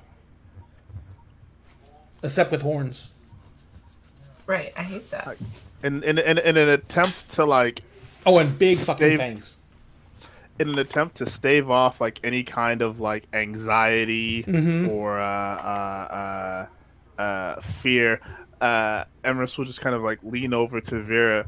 So looks like those New York alligators came over to Seattle. What do you think? Yeah, I don't know much about sports, but I feel you're right. I don't know much about sports. It's more of an urban myth that it's nothing to do with sports. Oh, I see. Okay. Oh, that makes sense. That's yeah. Kind of sensing, having known this individual for a while, and this is a very close and dear friend, Beers kind of removes the hand off the gun and puts it on his shoulder as he's walking, and just kind of rubs your shoulder a little bit, like it's okay, like we'll get through this. Yeah. And I will see that that red symbol on the ground. Is it safe to assume that I feel like you described this kind of like pulsing with energy a little bit? Is that accurate, or did I mishear that? No, the spiral is pulsing with energy. Yes. Yes. Okay. So I am going to use quantify energy and see exactly what kind of energy is moving through this thing. This energy is strictly of the spirit realm. Okay. So I will kind of like turn my head back to everyone. So spirit energy inside this thing. Oh, Not sorry. Sure yeah, spirit and elemental. I forgot about the elemental part of it. Spirit energy and elemental energy kind of in this thing. Not sure how pure any of it is. So from one end, from where the spiral comes, it starts in the room, to the other doorway on the other side of the room is 15 feet. 15 feet. Ugh. Yes, Sergeant Stakes, it is a giant hot plate. I am going to take like a penny out of my pocket, and I'm going to like step a few feet away from the spiral first, and then I'm going to try and toss the penny into the center of the spiral so that it hits one of the red spots, and to see what happens. So you take the penny and you flip it, and it goes flipping through the air towards the center of the spiral. It lands like dead center on one of the red coils, and when the penny hits, it hits flat, does not bounce, like it seems to stick to the coil, and then instantly melts. Don't touch the coil. And then turns to gas. Oh, thank you very much for the cheers, an anonymous cheerer. Right, not touching the coils. Got it. Do not touch the coils. So that means you have to be able to clear 15 feet in one go to get from one side to the other. Sophia looks that can transform and have been doing so. So, like, can you guys jump 15 feet, or like, can you not do that? You could pump blood into yourself and probably be able to throw yourself that distance.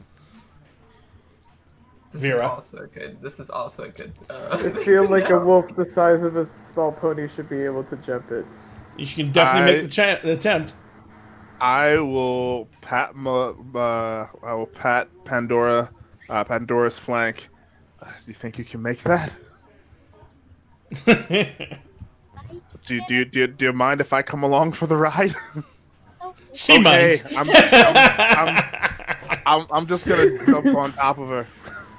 He gave me chair privileges. That matters a lot. What was that you were gonna say, Em? Rosalie's like, I can do a thing. I can possibly make a bridge going over the spiral. You can make bridges?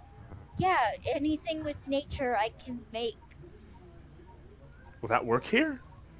There's stone. Anything naturally occurring in nature I can mess with. Okay, maybe we give that a go first. I'm gonna stay on top of Pandora just in case. Alright. Nice, Milagros. You just like feeling powerful. As here is like sitting like on the ground. Okay, so it's gonna have to be under earth because I can do fire, water, earth, air, wood. So it'll be falling under earth. Gotcha. So I'll be doing Eldritch Prime. So it will be nature, and then what other realm? Oh, nature and scene. Okay. And let's go ahead and get everyone's... So you're going to attempt to build a bridge. Mm-hmm. Is that bridge designed to hold everybody? Yes. Okay. Is anyone else going to be doing anything else centered around this? Or are you just going to wait? I'm just looking for possibly something that comes after us while we're trying to build this. Like, I'm just concerned something's going to try to get the sneak on us, but I want to see if the bridge works before I come up with a plan B. Okay. All right. So this is what we're gonna do. You're gonna have to make the roll, but we're gonna go to break. Yeah. Cool. Hi, Em. How you doing? How you doing? All right. Let me see if this is gonna work real fast.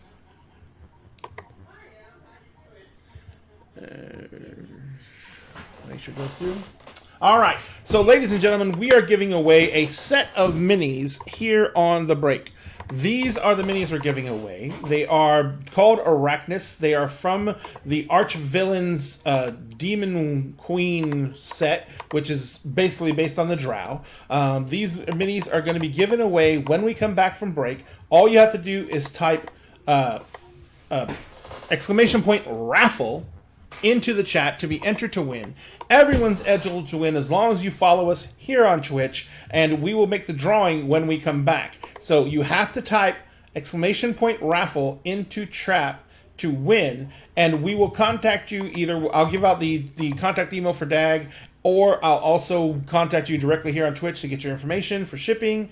So make sure you type in exclamation point raffle, but only type it in once. Thank you, Sweet Tea, for hydrate. Oh, hey, Sweet Tea. Thank you very much for the hydrate. Oh, good thing we're going on break because this is the last of my drink. We love Thomas. We love Sweet Tea. Yes, he's amazing. Sweet Tea is awesome. He is so All right, cool. so we're going to take a 10-minute break. It is 9:02 my time, so we will be back at 9:12 CST. So we will see you guys in 10 minutes to draw the winner for the mini contest. And Sweet Tea, make sure you put in exclamation point raffle into chat. All right, so we'll see you guys in 10 minutes. We love you.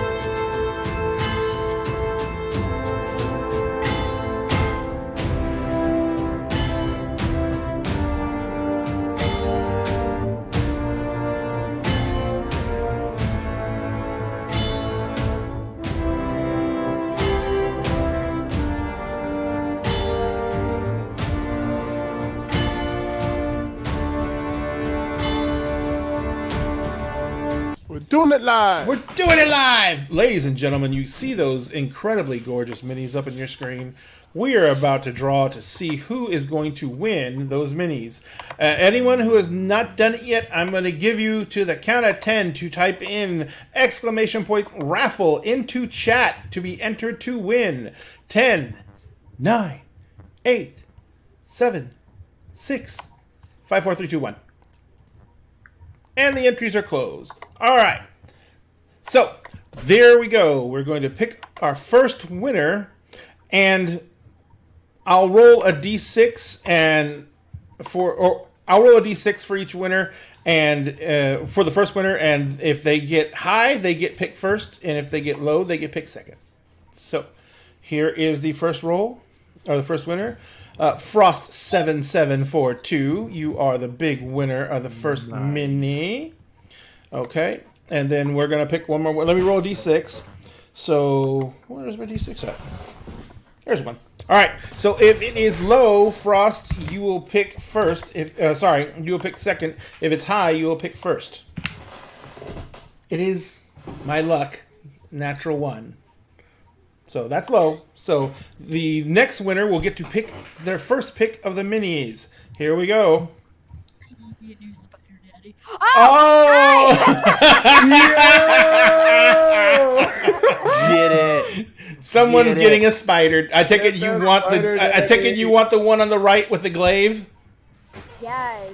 That one Let's is literally go. right here in my hand. Oh, let me turn the minis off. Boop. That one is literally right here in my hand. Spider Daddy. Spider daddy. Spider Daddy. Spider Daddy. Daddy. Sorry. Daddy. All right. I'm gonna So- have to learn how to paint minis now. Thank you. There you Do go. it. It's fine. I have to I'll print. play with you. I have to print out one more base because the base I had, my cats, I don't know why, chewed it to pieces. Not my dogs. Gross. My cat chewed it to pieces. Love it. So the bases have these mummified bodies in spider web on them, and my cat chewed the head off of one of the bodies. Sometimes you gotta chew on something, you know? Yeah, Like, I you guess. just gotta. Yes. So I got to reprint reprint that one base, but as soon as I get that done, I will be sending those out. We will contact. Well, I'll just talk to you, and we will contact Frost. I'll contact you, message you on here, and you get Spider Mommy, and we will go ahead and get your information for where you want to ship to. Mommy, And I'm sorry. Sorry. I guess I got a spider gilf. I got a spider gilf. and Oh my I God. Spider Dill. and I am going to be. I'm going to have to be going. My local post office has been a bitch. All the packages that I tried to send out, the postman's not picking them up like he's supposed to. So I'm going to have to drive them down, and I'm doing the rest through FedEx because they'll at least pick up from my house. God, get me started with USPS. I Like, don't- my I don't- General, my I- general knows me by name now. Yeah. That's how bad they've been losing my packages. Well, I paid for them to, because you can pay for them to pick it up, and it's supposed to be guaranteed pickup. So I paid for them to pick it up, and 3 days in a row, I went out there and they're still sitting there on my porch, and they're not invisible. There's four boxes sitting there on the porch, and I'm like, anyone could have come by and stolen these. Thank God I live in a cul-de-sac, but so it's like, anyway. Enough of that. Yeah. Real world bad. Spider Dilf. Yes, storyteller, what is my difficulty for rolling for this stone bridge? Ladies and gentlemen, I'm going to stall some more because this will really annoy Oh Em. my God. She has been dying to make this roll since before we went on break. It's a 7, Em.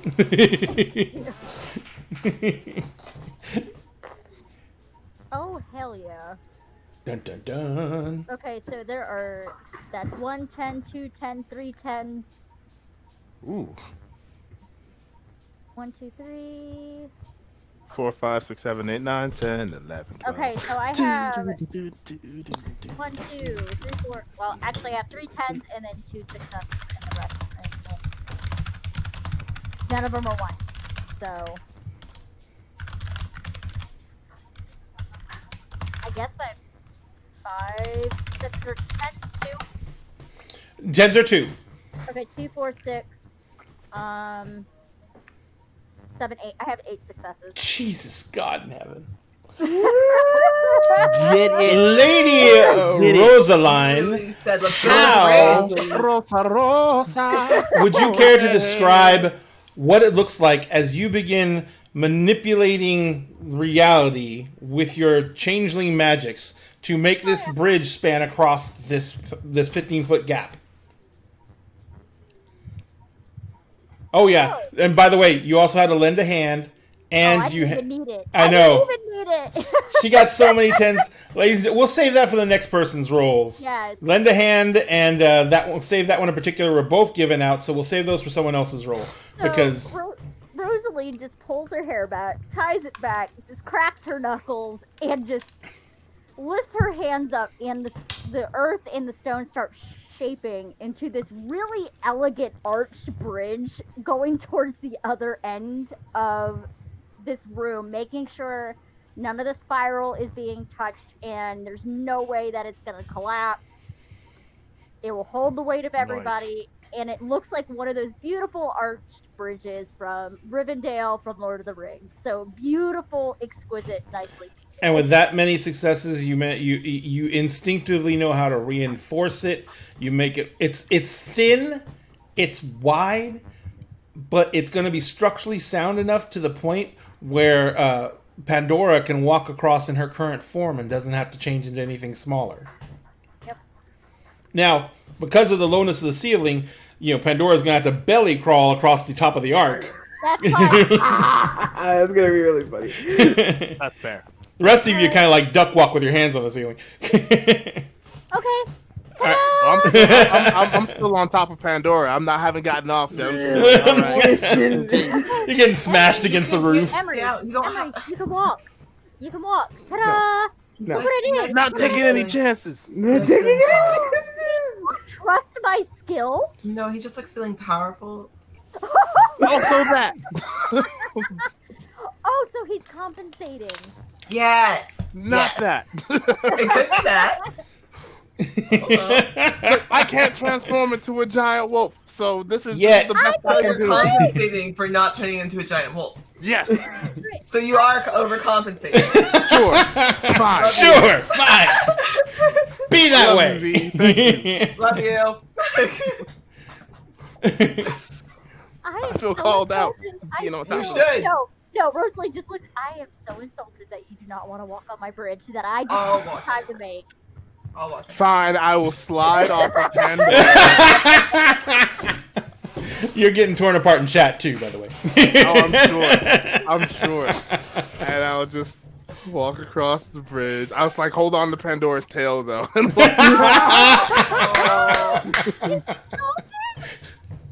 It's okay. Look. I'm sure you're fine. It's still funny though, and I love you very much as your friend. I love you too. So, because you made it wide enough, I'm not going to require any athletics or balance checks or anything like that. This is an incredibly sound structure. You make it across, but as each one of you goes across, when you get out to the center of this room, there are heat shimmers. It is around probably close to, if you had to estimate temperature, 140 to 150 degrees. You are instantly drenched in sweat.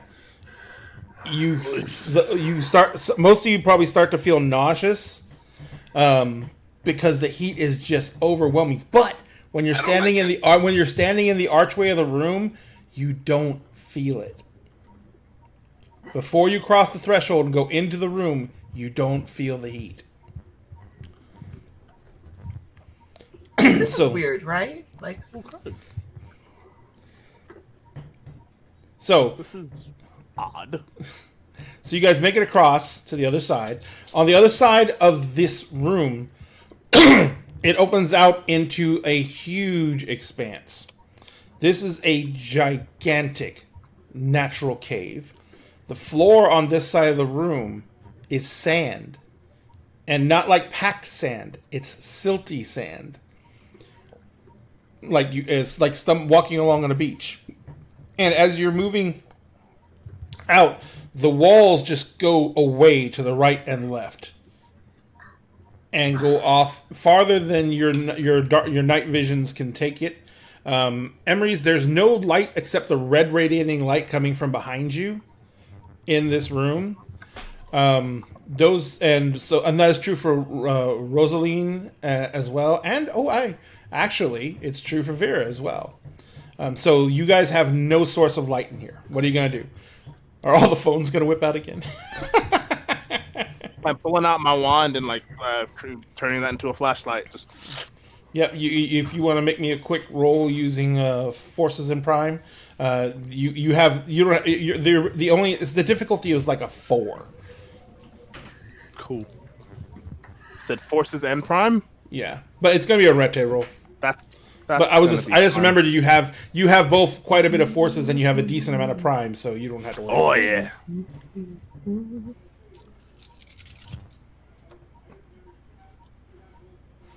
See, 1, 2, 3, 4 successes.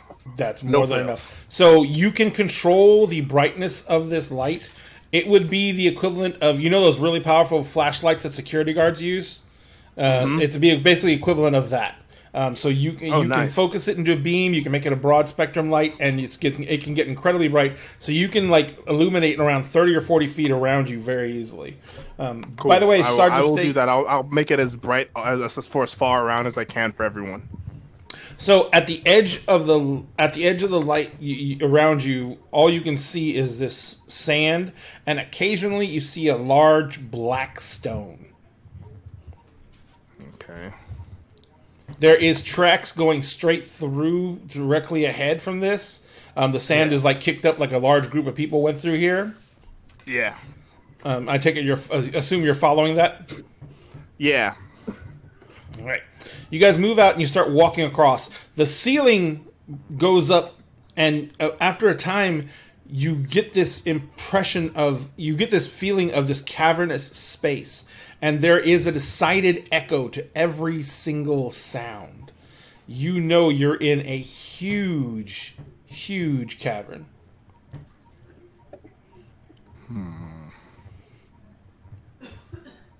Okay.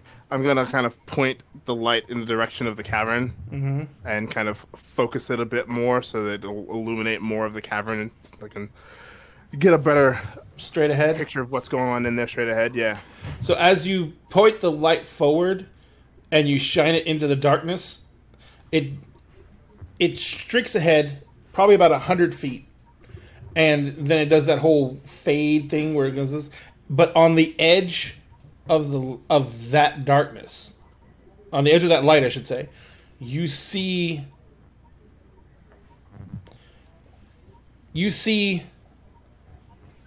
dozens of sets of eyes. But instead of reflecting green or red like most animals do with that night vision, every single one of the sets of eyes reflects silver. Almost like a metallic sheen. Anybody? And they move, but they stay on the on? edge of the beam. Right. I'm gonna creep closer. They back up. And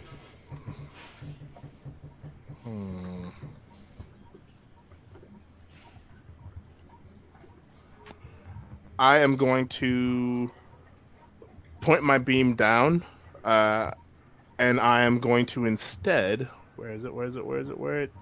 Switching back and forth between these books. I'm going to activate my dark sight. Okay. You activate your dark sight, and as you do that, as you activate your dark sight, and the two-tone vision, fills your visuals spectrum. You see, and what's the range? Your dark sight's we've been using the D&D rules, being 60 feet. Yeah, it doesn't give a range. Yeah. In the description, you can see that, and I do believe Pandora and Mark, you can see this as well. When he turns off that light, rushing up out of the darkness is a horde of small humanoid-looking shapes. They look like they have kind of a large wedge-shaped head, side to side. On the front of their face, there's a split line with no real lips. Their eyes are, you're seeing in black and white, but their eyes are solid black. But what little light there is in this all natural darkness is reflected back in a silvery sheen. They have gaunt, twisted limbs, long, elongated fingers that each end in that are basically just tipped in spikes, not claws. This is just like an elongation of their last digit that is a solid spike.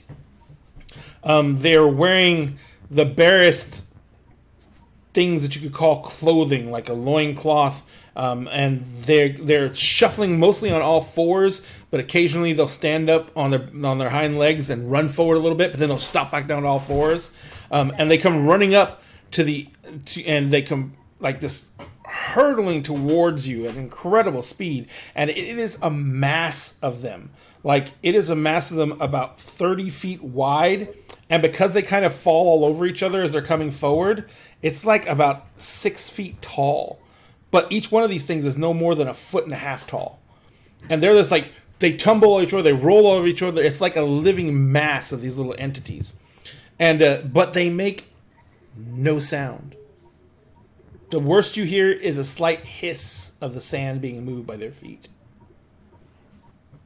The moment they get within about 10 feet of me, I'm going to switch the light back on the wand.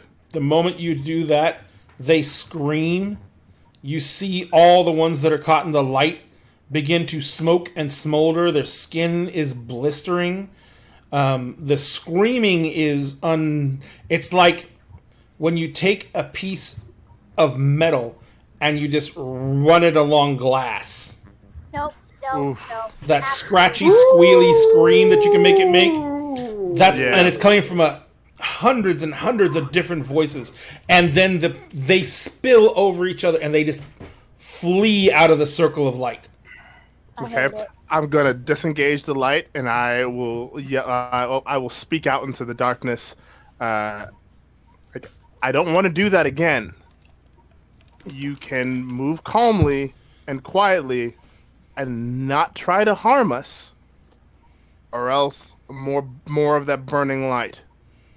So you can see that there's nothing for them to hide behind.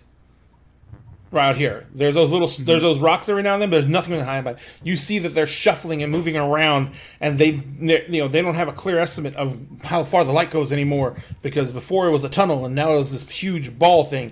So they're shuffling around, they're moving around. Some of them are moving off in the distance, further away. Some of them are shuffling closer. The amorphous blob that was there has been very much broken up into smaller units and groups, and there are multiple bodies laying on the ground just 10 feet away from you. Some of them are still doing a very weakened version of that grating on glass cry, as they're trying to move themselves away from you. As you watch, one of the injured ones is pulling himself away from you. It encounters one of his mates. And as he encounters him, the other one's much more heavily burnt. He basically just drives all of his fingers into his fellow, and you see him just like rear his head back, and he shakes, and then you see a lot of the wounds on him begin healing up. Ah, that's gross.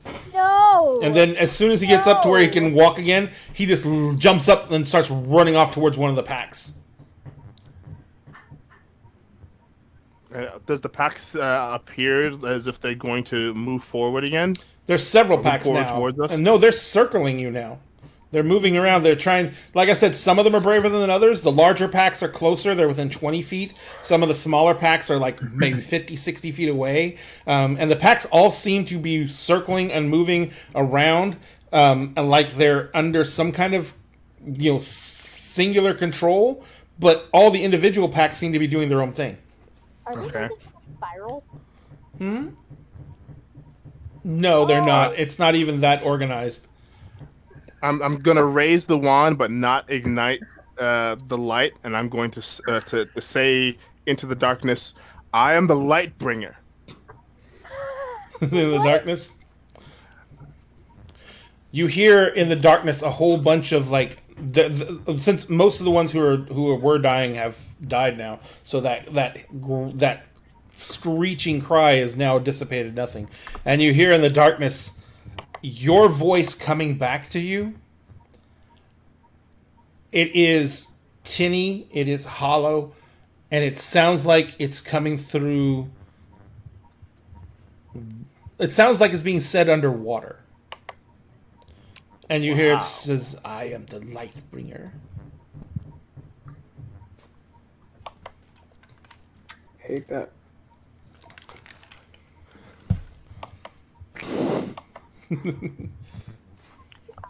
I'm looking for my friend. I don't want to hurt you. And if you will help us, we will let you be. But the moment you try to harm any of us, I will call the light again. Your voice comes back again. "I will call the light again." Will you help? There doesn't seem to be any change in their emotions or movements. The two you see two of the packs farther out. They kind of like come together for a moment, and you can't hear it, but it's not like the motion that they were doing before, where they're like a flock of birds. It was now this is like more cacophonic as the two packs come together, and there's some kind of altercation, and after a few moments, the packs stay together, and it's a larger group. And it comes closer. Okay. Can I tell whether or not it's aggressive, or they seem aggressive? They were flying up on you when you turned the light off. And the only thing if you hadn't turned the light on when you did, they would have been on you. Yeah. So now that the light's off and I'm just using my dark vision. They don't seem to be sight, trusting this situation.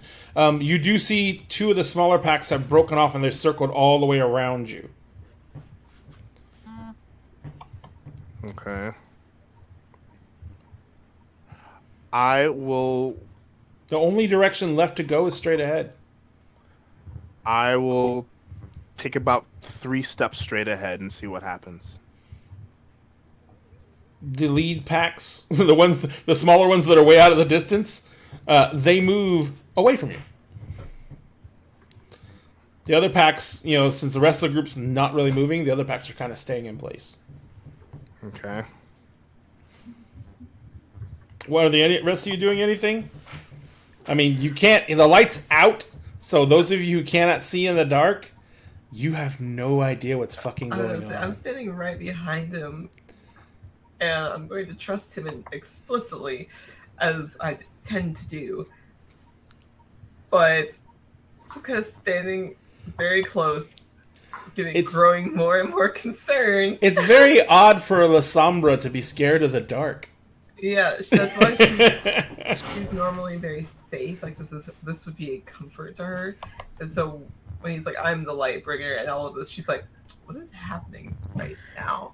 Yeah, the shrieking, that took Pandora out for a hot second. Like, that was awful. Like, the shrieking is kind of like, okay, dark, not safe. Rosalie is, like, lightly, patting Pandora's back, it's like, can I hold your tail so I don't get lost? I'm trying to think of how a wolf would do the bad sound stiff, and it's just really funny to me. But probably literally ears flat back against the head and pretty much lay flat on the floor. No, but the stim motion to get that feeling out of your body. It's probably scratch a paw, wiggle their head. Like, oh shit! Yeah, go down on your front haunches, just paw at your ears. Not happy. Pandora, can I hold onto your tail so I don't get lost? I can't see in the dark. Oh, BB Kitty, hello! It's a BB Kitty. So, Mark, what are you doing? I'm trying to stay as close to everybody as I can to sort of make sure nothing bad happens to anybody. Yeah, especially since they seem to be very edgy and nervous now. And then I'm gonna look over at Emrys and I'm gonna say, I realize that you're trying to do this a calm way, but this is what we're currently dealing with here. And Penny's been here longer than us, and she's in the heart of this. So the slower we move through this, the longer they're with her alone before we can get to her. All right, then we move quickly, and I will kind of like lean my head back to Vera. V, hold on. You're better off not knowing what's here. And I'll just start moving forward. You start moving forward. Brian like grabs your forearm like just enough to where you can like feel her fingers on like your shirt, like just pinching. Remember like, what? Remember, potence. Yes. You don't have to make him barely feel it. Yeah, she's just barely holding like your shirt, just enough where she's like, okay, holding on enough. But she's like, what do you mean? Tiny creatures, very freaky looking. There's a lot of them. Just keep moving. Just keep moving. What? Okay. I could show you, but I don't want to hurt them any more than I have to. So you keep they don't like the light. You keep on moving. Same. As you're moving forward, Pandora, are you still bringing up the rear now? Because if you are, then Rosaline is actually the one bringing up the rear because she's hanging onto your tail. Because I can't see. I'm gonna start like. Are you wagging your tail while I'm holding on? Yeah. Pandora, can we not right now, please? Exactly. As you're trying to run along, just like hanging on. Yep. All right, so you guys move forward, and the pack seems to be keeping pace with you, maintaining that distance. All of a sudden, ahead of you, the ones that are at the edge of your range of your vision, which is probably about 100 feet. That's one thing that's really your ability to draw in light is just too limited at that range for them to get to. But those ones kind of just like fade out. And all of a sudden, at the end of your vision, you see a huge structure. It's about 40 feet wide. It's about 15 feet tall. And it looks like it is stone across. And it's a right angles. So it's a square. Well, it's a rectangle, technically. It's on the ground. And as you're moving forward, once you move forward another 15 feet, you see another step. And you move forward another 15 feet, you see another step. And each one of the steps is getting narrower and going up. It's a pyramid. Oh, there's a pyramid ahead, just like talking to Vera. Okay, great. A pyramid. That doesn't bode well. No. I'm not a fan of this. Not a fan of pyramids? As I look ritual-wise, they can be... That's exactly what I'm thinking. It's 3 tiers tall. Each tier is 15 feet tall. And the base is I think the base is actually 50 feet wide. Do I see anything that looks like an entrance? Not on this side. You from also smell, as you're coming forward, and actually, Pandora, you and Mark smell this much sooner. You smell the scent of fresh water.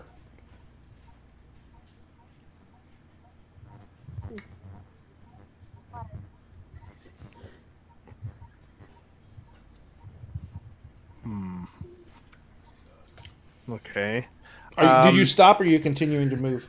I'm continuing to move. I'm also keeping an eye out for those small creatures as well. When you after you initially see the step pyramid, you kind of look around. You're stuck on that for a few moments, and then as you turn back and look around, every single swarm is gone.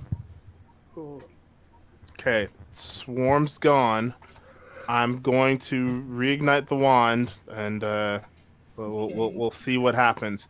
And I flick my wand back up in the air, and I turn the light back on. Okay. Are you doing it as the large glowing ball, or the sphere, or the targeted point? The large glowing ball. Okay. So you can't. it ruins your dark vision, so you can't see all the way out to the step pyramid anymore. You're still probably, you've got another like 30 feet to where the base of the pyramid will be inside that ball. So are you just continuing to move forward? Yeah. All right. So you move forward. You get to the base of the step pyramid. Like I said, it's about 50 feet wide. As you're coming forward towards the base of the step pyramid, when that hits the edge of your light, you at this point hear the rhythmic splashing of waves, and you can hear a dull chant.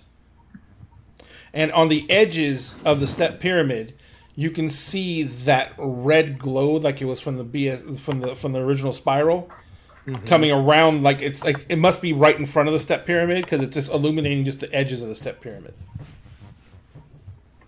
Okay. Does anyone else hear the chanting? Yeah. As I say that, I'm gonna kind of like move around to the side to see if I can like walk around the side of the pyramid and see if I can find like an entry point or like anything that looks like a way to at least see inside of it. As you walk around the side of the step pyramid, you taking your light with you? Yeah. As you walk around the side of the step pyramid and you look down the let's just say you went to the left-hand side of it, you can see, as your light goes down, you can see all the way down to the far corner of the step pyramid with the light. Beyond that, you can't really see anything other than that. But as you come around the corner and your light kind of shines down that way, the rhythmic chanting stops. I flourish with the wand and I turn the light off. You hear scratching on stone, and you hear, Milagros, you hear something that sends hackles up your spine because it only means one thing. Oh no. You hear the cry of the whippoorwill. And the whippoorwill is the totem for the black spiral dancers. And it's being made by multiple voices. I will turn to V and like just kind of ready the wand. That doesn't sound good. At the top of the step pyramid, on the side you're standing on, you see this purple glow form. And as the glow intensifies and comes up to the edge of the step, you see this woman leaning on this stick. And in the end of the stick, it looks like there is a piece of amethyst about the size of someone's forearm sticking out of the top of the stick. And it's emitting this horrid purple glow. And she's kind of leaning on the stick. And in the glow, because the stick, the amethyst is right by her face. This side of her face seems to be like waxy and hanging, almost drooping down. And she is kind of looking. She looks down at you all, and she says, "And as promised, the tokens have arrived. All hail the Dark Ones. They truly deliver as ordered. Just come around. Your lovely little friend is waiting. And her companion is, oh, so hungry." What exactly do you want with my daughter and her friend and us? Oh, with you? Oh, not you don't. I am sorry. I may have aggrandized you a bit too much. No, you're simple meat. Oh. Meat of power, no doubt, but meat. And I do not mean that in the way of the flesh. And she looks at you, Vera. She says, because some of you's flesh is desiccated and ancient and cannot be consumed. She says, but all of you represent power. And we need power today if this is to be performed properly. So please come. And you hear a voice. It's coming up and it's just full of exhaustion. And you hear a voice go, sorry.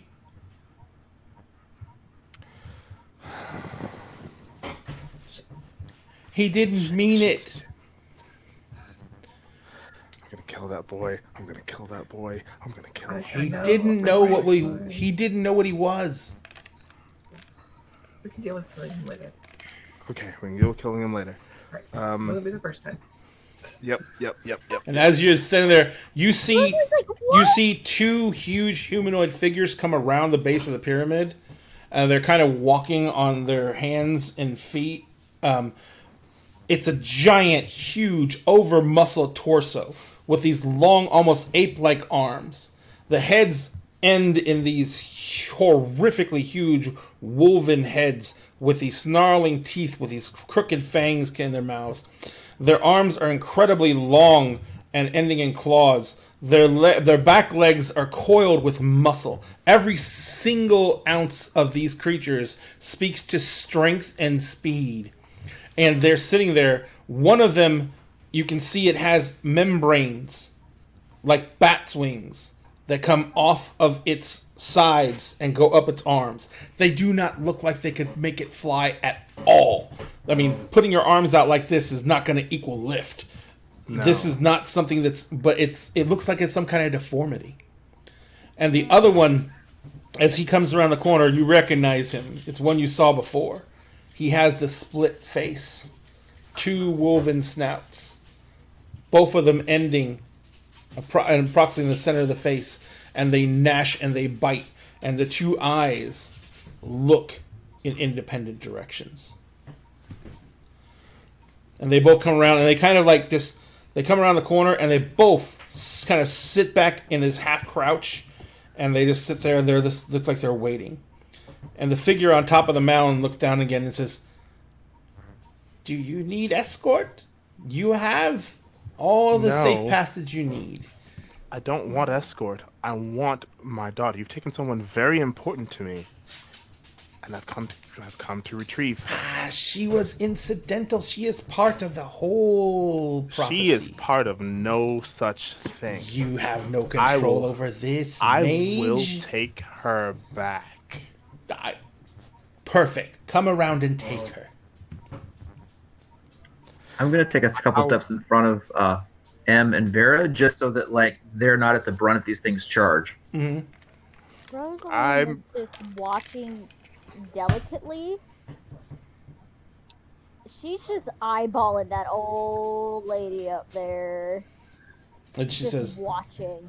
The old lady says, "This is gonna require sources of magic that I have not contended with in aeons. It is good to have a challenge again. I feel invigorated, like I was only 150 years old."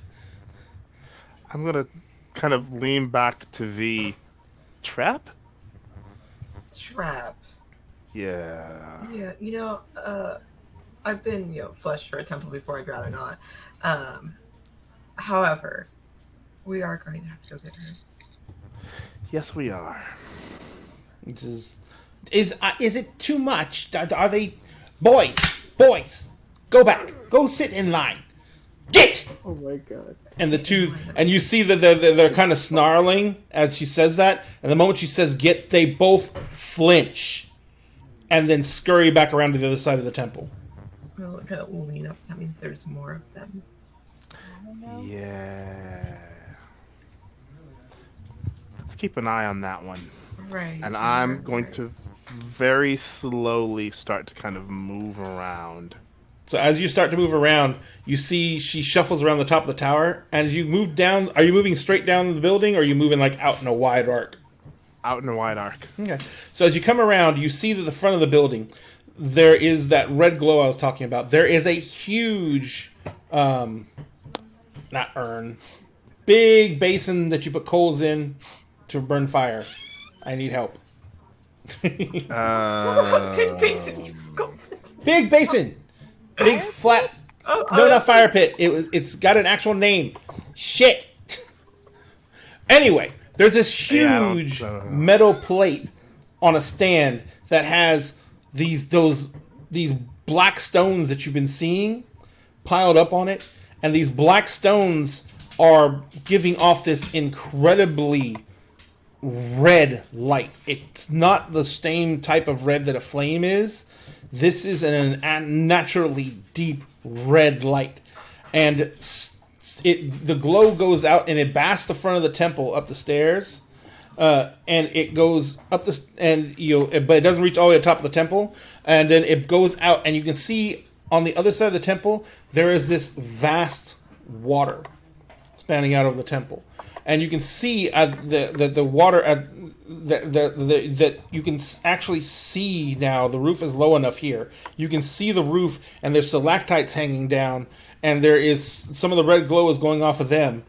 And you can see several creatures up in the stalactites moving around, and they look like winged humanoid creatures about the same size as the two that were on the ground.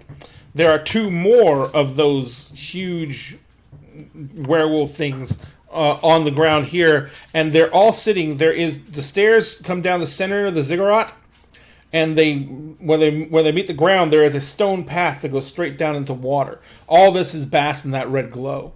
In the center of the stone path, at the very edge of the waves, you can tell the waves are just crashing right short of the post, is a stone, one of the black stone top pillars, and chained to that post is Penny. She is on the water side of the post. She's chained up to it. You can see that she doesn't have much slack in the chains. She looks dirty. She looks grimy. She looks tired, but she doesn't look really hurt. And she kind of looks over at you guys, and she's been crying. You can see in her face that she's been crying.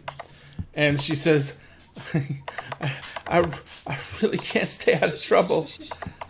Just It's okay. It's okay. It's okay. We've got you. We've got you. We're here now. We'll be right there. Just save your strength. You shouldn't have come. They just needed me. I don't know what's gonna happen now. Do you really think I was gonna just leave you here? Oh, you should have. I'm so sorry. And because she's looking at her shoulders, she says that. And as she says that, about 20 feet in the water, and Rosaline remembers this vision perfectly. That serpent thing is coming out. A huge serpentine head rises up out of the water with two long horns that come off the back of its head. It's on a snake-like neck, and it rises up out of the water. Its mouth is slightly open. There is a tongue that issues forth that's black. 2 teeth. It has giant eyes that seem to glow with an inner light. The neck goes down into a set of huge shoulders, which then go down, and as it comes up, you can see behind the shoulders, unfurling behind it, is a huge set of leathery wings. Oh, God. And as it sits forward, and it comes up, 2 hind legs come up out of the water, and it's kind of like leans forward, and you see in front of you a dragon. I am going to just slightly lean back to V. I'm sorry. I might be going a little mad right now, but is that a fucking dragon? No, you're not. No, you're right. If you're going crazy, I'm also going crazy.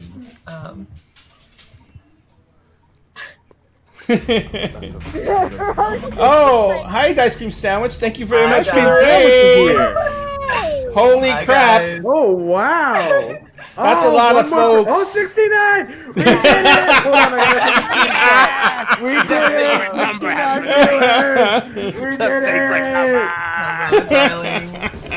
That's funny because that's also my normal people I see on Mondays in the chat. Oh, I'm so hello. excited. Okay, I Different took a notes. screenshot. We got it. We got it. Excellent. There we go. I've We've never got a seen any screenshot of of that. And thank you guys very much for the I wanna raid. We send it to incredibly our appreciate chat. it. Yeah, we're probably going to get a little follow spam. Thank you so much for everything. Remember, if you do choose to follow us, we are doing a contest right now. When we hit 1,000 followers here on Twitch, we are giving away the D&D 5e core box set. This is the foil cover edition. We're going to give that away when we hit 1,000 followers, and we're well over halfway there. So any help you guys can give us in that, we greatly appreciate it. We love you very much, and thank you very much for the raid. Thank you. Thank you guys. However, I'll see you Monday. That's my normal stream. See you Monday at work. I've been mobbing this entire time, so it just double rated me. That's why I looked over. I was like, wait, hold on. So, but yes, it is a huge. It's a dragon. It's How crazy scales. that is. So when do I get to go Krinos? Anytime you want to, actually. Can I just start going Krinos? That's a dragon. No, you're Can I not just start crazy. going ape You're- shit? It's a dragon! Okay, then maybe not. You're getting all happy. Can I It's a start dragon. going It's a Krinos? dragon. This is not a happy I occasion. want to be ready. Sorry, He left. Dragon Dragon have to let me looks go like Krinos. it's going to eat Penny. Yeah, Like, that- yeah, you came that's just not in time okay. to see us It's not fight a okay, fucking like, dragon. You cannot move. This is not. But you're not crazy. Like that actually is a dragon. Like we're That's not not having an the same actual hallucinogenic dragon. dream or anything like Dragon. that. Like, Well, you probably are having a hallucinogenic dream, but it's a good one because there's a dragon. this is not. If it was on our side, maybe. Alright, I have a thing I Great. can do. Not I with can my talk niece. to the Okay, dragon. Gotcha. Like, wait, Hang on a I second. want to do some.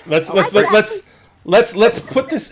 We don't necessarily have to go into combat this very second, but let's go ahead and start this one fine. So let's start from the left at the top. Sphinx, what are you doing? I am just like taking careful aim at the dragon. If anyone has any ideas before I just kind of let loose, now would be the time. Pandora, what are you doing? Yeah. I'm going Krinos right away, bestie. All right. Make your roll. The DC is only a 6 for Krenos. Okay. Do I like just one or? What do you mean this one? Oh, it's the Primal Urge and... Oh, shit, I don't have your sheet right in front of me. Hang on one second. Back to the sheet of the werewolf. The difficulty is a 6. Yes, it is. And you're going to roll Primal Urge and... is it Stamina, Jonathan? Yes. Yeah, Stamina and Primal Urge to shift. Okay, perfect. So, 4 successes. Jonathan, you're next. What are you doing? Quick questions. How far away is Penny? Penny is roughly from the corner here. She is roughly 35 feet. Okay. How far up a pole is she? Like, how big is the pole? She is not up the pole is about 8 feet tall. She is Okay. chained to the and it's not a pole, it's a stone pillar made of that Okay. same black stone. And she is chained to it. The chain only looks to be 2 or 3 feet long, so she doesn't have much slack. And she's How pulled it thick? over her shoulder. How thick is the chain? It's a good working chain. It's not super thick, but it is definitely way more than a human could do. Like how much damage would you need to do to it with a metal blade to clip it? Oh, it's a metal blade. I'd say you need to be doing at least 6 points. Okay. All right. This is what I'm doing. I am dropping 3 rage points. Oh shit. I am moving to Penny. I am smashing the chain with my my red blade. I am grabbing Penny, and I am getting her back behind the line. Okay. That's a lot of actions, but you spend a lot of rage. So we're going to get to that in just a second. Next is Vera. Yep. You don't know what anyone else is doing, so I'm just getting these I know. actions going. That's why I So. was like, let me see here. This is all going to be out of initiative. This is what everyone's doing right before the fight starts. I can see a very large dragon in front of me. How far Yes. away is the dragon? The dragon is about 70 feet from you total, because he's still standing out in the water. Okay. I want to focus my efforts on the dragon while they focus on getting Penny. So Vera's going to put herself in a danger situation and turn her attention and focus to that, drawing her gun. Okay. Are you advancing at all, or are you just drawing the She pistol? is. I'm going to advance. All right. At least 35 feet closer. Now That way remember, it's you can use your obtenebration ability. which is what I was about to ask. Yeah, you can use your obtenebration to cloak yourself in shadows, which means you basically, because it's dark here, Yeah. and so you can manipulate shadow to basically make yourself invisible. That's what I think she's going to do. Okay. She's going to lean to Emrys before she vanishes in these cloak shadows and be like, just focus on getting Penny. I'll be back. Okay, be careful. Okay. And cloak herself in shadows. And then I want to move her 35 feet closer, gun drawn, ready to take an action to shoot at this dragon. Gotcha. All right. So, and finally, Pandora. Oh, no, sorry, Pandora. I mean, Rosaline. All right. So Pandora is probably the closest to me, correct? Yeah, because you're holding onto her tail. Yes. So I gotta get my little. And she's Sharpie going out. greenhouse. Yeah. I'm getting my Sharpie out. Yeah. Okay. She's gonna draw the little oak symbol on Pandora's tail. I'll be doing Oaken Shield on Pandora. Which The odd thing is, you were holding on to the tail of a giant wolf a second ago. Now you're holding on to the tail to something that looked similar to those other creatures, but it is... Oh, actually, Pandora, would you care to describe your Krynos form? Yeah. Hold on, I have a reference image for this. Hold on. We've got Oh my references God. coming. Why the fuck did they change everything? I hate you, Windows 11. I hate you so much. They changed everything, and I Yes, just they don't know did. how to use half my stuff. Come on. Okay. Neat. Okay. So she has like usually in just straight up wolf form, or in Hispo and Lupus Mhm. form. Mm-hmm. She's mostly white with like a black stripe. Mm-hmm. I just think this would be funny. So it's not just like a stripe. It looked like it's most of the fur like on her head, almost like she has like a helmet on. I love it. And the stripe that runs down, and like her tail is also black. But like it's still mostly white fur with just like the like black head, a stripe, and then the tail. Gotcha. First Pepe Le Pew. Yes. About to get your ass kicked by a reverse skunk wolf. All right. So you're gonna do that. You already have the roll set up for that, Rosaline. Yep, I just need to roll since this is technically a person and not Fey related, so it'll be actor and my primal. All right. So I need to. So this is what we're gonna do. You all have your declared actions. We're gonna roll initiative, and then we're going to go ahead and take the actions as they go. Okay. So first off, I have to roll initiative for all these beasties. Oh fuck. Jonathan, it's D10 plus Wits plus dex. what's plus dex. Like Got it. your score and your wits plus your score and your dex. Got it.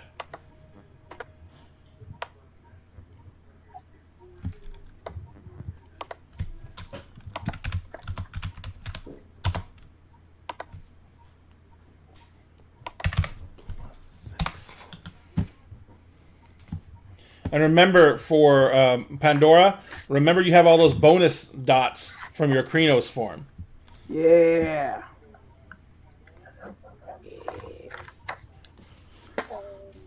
Oh, that was bad. Dang it.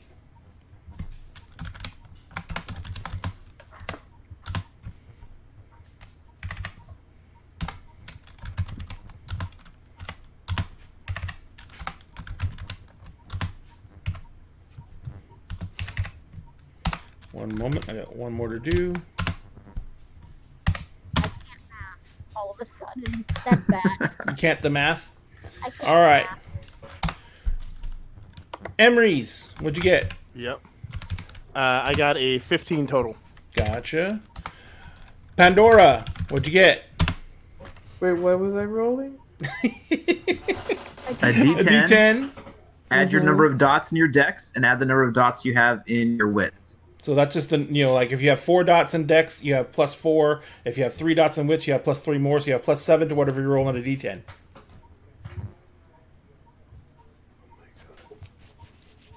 That's why I said, remember to count up all your dots. You got a lot. Okay, I got. Oh no.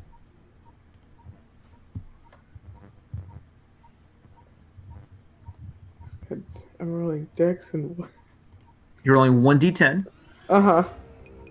Yep.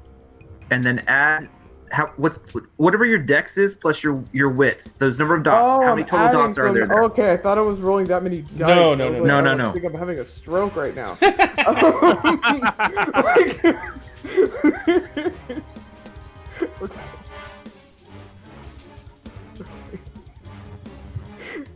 Okay. 15. 15 total? You got it? All right. So Marcus, or Mark. 19. Alternate forms of the best. And Vera. 10. And Rosaline. In typical fashion, I am the last one. 9. 9. All right. So the first one to go is Mark, which is appropriate because the actions you spend all that rage. So your first action is going to be moving towards Penny. Correct. Okay. So you're what's the base movement on these guys? It's terrifying, I know that. Wait, no, you're not in Krino's form, are you? No, I'm in my Glabro, or the near human form. Yeah, near human. All right. So yeah, you can. It's only 30 some odd feet, so you can make it there in time in one action. So that is your first action. So your first rage action. Well, I got my first. So my first rage action is to cut the chain using my red blade.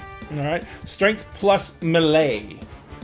I got 8 successes to hit with 9 damage. Jesus. So yeah, you basically come flying up. The red blade whips out. It leaves that trace red glow in the air as it sneaks through. You can almost hear it sing through the air. It slams through the chain like it's cutting through bread, and the chain falls apart. Grab Penny and run back. Okay, so in this huge flurry of action, Marcus runs forward, drawing a blade as he does so, slashes through the chain with apparently no effort, snatches up Penny, and then comes running all the way back to you before you guys can literally even blink. As you come running back, you see above you one of those creatures I said was hanging from the parapet, the stalactites, drops off. Its wings unfurl, and they're the wingspan is 50 feet as it snaps its wings out, and it begins circling down slowly. I'm gonna gently put Penny down and then just take a defensive stance, I'm just ready for something bad to happen now. Gotcha.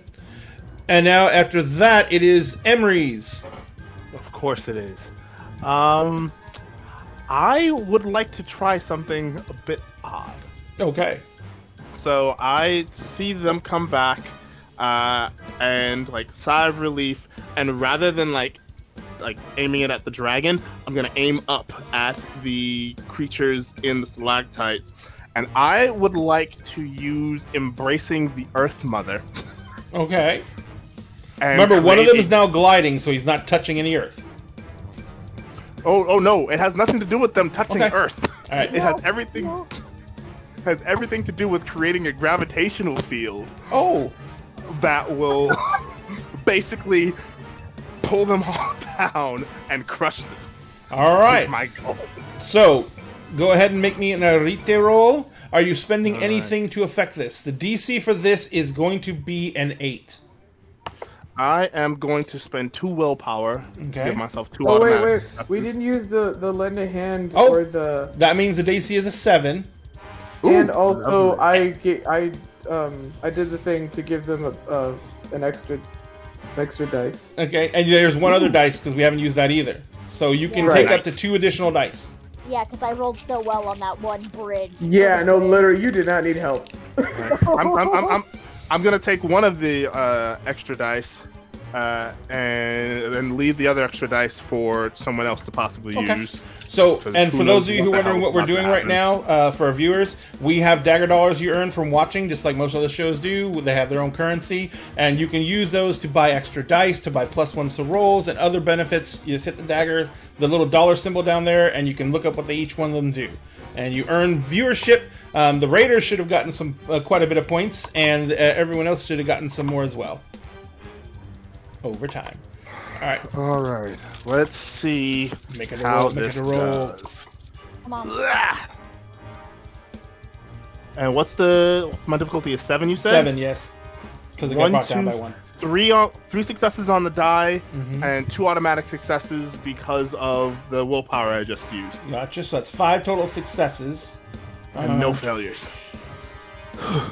So you reach out with your mind. You're going to have to split the dice pool because you're targeting 2 of them, and you have 5 Okay. successes total. Correct? Yep. So which So- one? Yeah. Go ahead. Should I read to you exactly what this does? Because Yes. there is a description here. Go so for it. each success on the effect roll allows the mage to create a gravitational field 1g strong. G being a force of gravity equal to the Earth's normal pull. Mhm. So with 4 successes, the mage would create a field of gravity 4g strong, which a 100-pound boy would weigh 400 pounds. Mhm. 5 successes equals 5Gs, blah blah blah blah. As a general rule, a character can barely remain standing under a G force equal to a strength attribute, and can still breathe under G forces up to twice their strength. At higher G forces, objects begin to collapse under the strain of their own weight. A subject caught in the gravity field higher than their strength attribute must roll the strength dice pool. The difficulty is the caster's successes +3. If they fail, the subject suffers 1 health level of damage. If the subject wins, they can crawl a few feet per success to try to escape the field. Got it. Now, does it give any type of range of effect to the area that you're creating the gravity wheel for? It does not. So that's what I was trying to say. With the successes you have, because there's 2 different things you're going to try to affect. Whenever you're doing multi-targets, you have to split your dice pool between the targets. So you can like put 3 dice on one, 2 dice on the other. So with the 2 dice, you're making you could like there's still one hanging to the ceiling. You could give him like the 3 times gravity because he's clinging to something, and you use 2 times gravity on the one that's flying.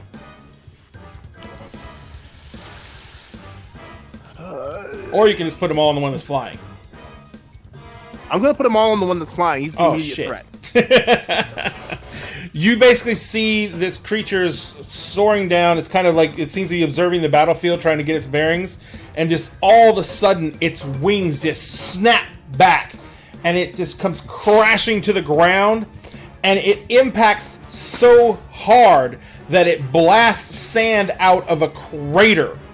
Because this thing already weighed like 600 pounds, and now it weighs 3,000.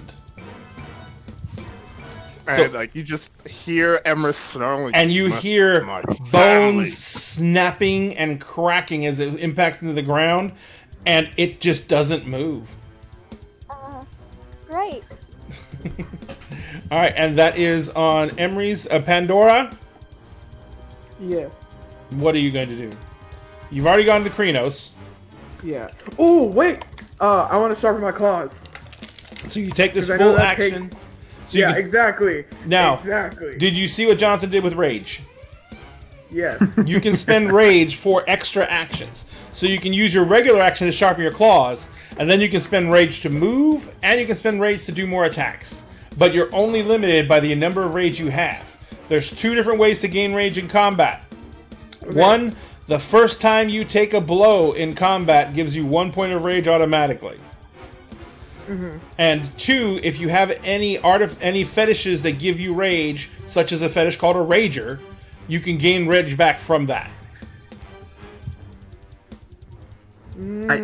I don't think it's going to make a big difference for your character most of the time, but just so you know, you can't spend Rage and Gnosis in the same round. Oh yeah, that's right. But you don't seem like you've got a lot of Gnosis intensive things, so Nope. that probably won't make a big difference for you. but just in that rare situation where it might matter, I want to throw it out there now. Okay. And just to remind you, there's all these nasty monsters, but there's also the dragon. Yeah. See, like. I mean, you can kill the dragon if you want to. It's fine. I did the important thing. I got Penny back. Shut up. Cats and dogs, ladies and gentlemen. He's awful. Fantastic. Fantastic. I mean, Okay, no, look, so- look, the dog's like, let me kill that thing. And the cat's like, let me save that person. You were the first in the order. I didn't even get to try to do the thing because you were already doing the thing. I feel like you declared your action before I ever declared mine. Like, What are you doing, Obviously, Pandora? it turned to a giant scary monster. Okay. I want. Okay, so I want to sharpen my claws as one action. That's your And action. How far into the water even is? He's about this? 65 feet from you, so it would take you one action. It would take you 2 actions to actually get to him. Oh, 2? Okay. Mm-hmm. Then I'm gonna hold off for now Okay. and just sharpen my claws. All right. So you basically see her. She just reaches over to the stone wall and rakes her claws down them, and oddly enough, they look sharper. All right. So that's Pandora, Emery's. At the top of the ziggurat, you hear the old woman say, "And it begins!" And you see, those of you who are down at the base of the ziggurat see her raise put both hands on the amethyst staff and raise it up, and she begins to chant, and the staff begins to emit that purple light at a much higher hue, and you see the purple light is hitting the edge of the red light coming up, and they're blending together. Oh. And Okay, you that can makes see sense. them as they begin twisting into each other and moving through each other, and you see tendrils of the purple going into the red and tendrils of the red moving up into the purple, and they seem to be flowing into each other. So that is her action. Let's see who's next. It's going to be, we only have 114. So the other creature that was on the ceiling, it lets off, unfurls its wings, but instead of slowly drifting down, it just folds its wings back and dives for the ground. And at the last moment, it just like shoots right by the dragon's head, and the dragon turns and snaps at it as it goes by his head. And it shoots right by his head. It comes flying onto the beach, and the last moment it snaps back its wings and lands on the beach, like probably about 10 feet away from where you guys are standing. And it sits there and it looks at you all, and it just opens its mouth, and all this, it basically throws up in a giant geyser. Oh no! Why? Why? Oh dear. So I need to make its attack roll. That's a dragon, right? No, that's the one of the flying It black flew spiral past- dancers. It flew past Oh. the dragon. Oh, okay. Sorry, I missed that. It flew past the dragon, yeah. Why is it every time you get in a situation my clothes end up getting ruined? Because you shouldn't wear nice clothes to stuff like this. Like, Oh wait, just get like a denim jumpsuit. What? Oh, No, yeah. No, No, no, she- no.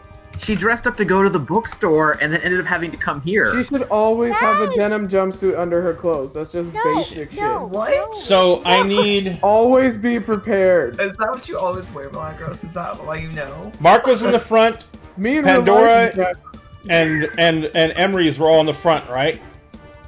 Yeah. Because Vera and Rosaline were in the back. So each one of you takes 1 point of ag. What is that? And Mark, are you gonna shield Penny from the ag, or are you gonna? Is she risking taking it too? I'll shield her from it. All right. I can handle it. All right. So each one of you take 1 point of aggravated damage. Oh. Okay. All right. After that, it is over to a bunch Wait, of who took that? Emery's, me, Mark. and Mark. Okay. How do we mark that on our sheets here? You're kind Usually of with a star or the letter A. Okay. Cool. Oh Star. my god, how do we mark that? Cool. I'm bruised. Shit ain't cool. the two hulking big backswell dancers that are on the beach with you. Each one of them makes a beeline for you, Pandora, and one of them makes a beeline for you, Mark. One. All right. So that's their first action to run towards you. Mark, one is going to try and slash at you with its claws. Let me check something. I forgot my stats. Ooh, I forgot my stats.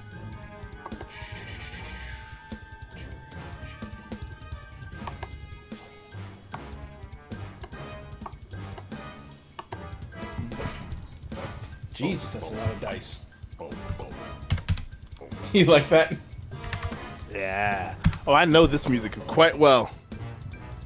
And the difficulty on combat, unless I tell you otherwise, is 6. So he has 2 successes for his hit on Mark. So that's going to be what's the damage die on that? +2. Oh, werewolves, you and your claws. It's +4. Holy shit.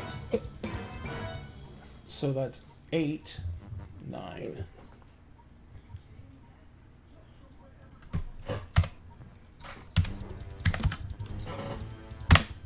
Oh. 1d10. Oh, shit. Oh, good. Oh, wow! What happens when you botch a damage roll? It deals no damage. Shit. They hit, but they deal no damage. So he comes running up to you. He rakes at you twice Mark with or his me? Mark. He Me. rakes at you twice with his claws. You feel him score the hits, but for some reason, his claws just slide across you and don't penetrate your hide, and you take no damage. That was the worst roll ever. So funny. This is a movie cinematic moment. It's like it scratches my clothing, but like misses me somehow. Yeah. And Milagros, the one attacking you, is rolling the same dice pool. 3 successes to hit. So that's 10.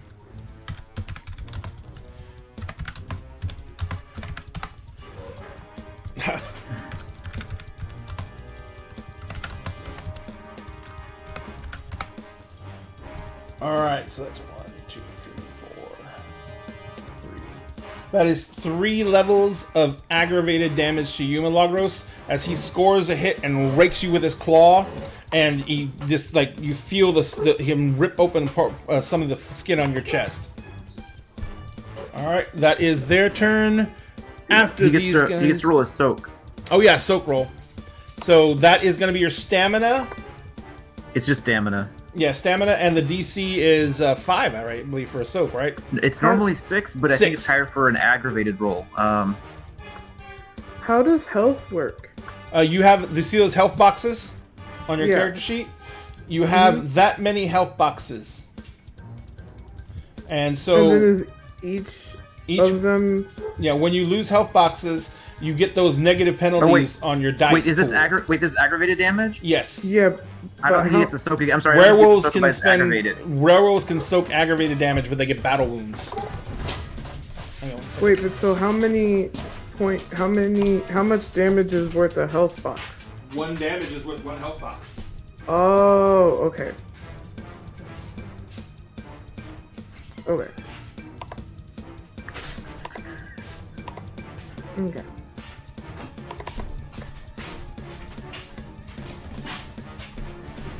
So, alright, so, now have you rolled your soak yet? Soak means to soak up damage. You're going to roll your stamina, and remember how many dice you have in stamina. So you have your 4 from your base character sheet, plus your Increnos werewolf form, which gives you another 3, so you have 7 dice. And the DC, I think, only goes up by 1 for Ag, Jonathan, so it's actually a 7. So you're going to roll that many dice and see how many 7s you can get.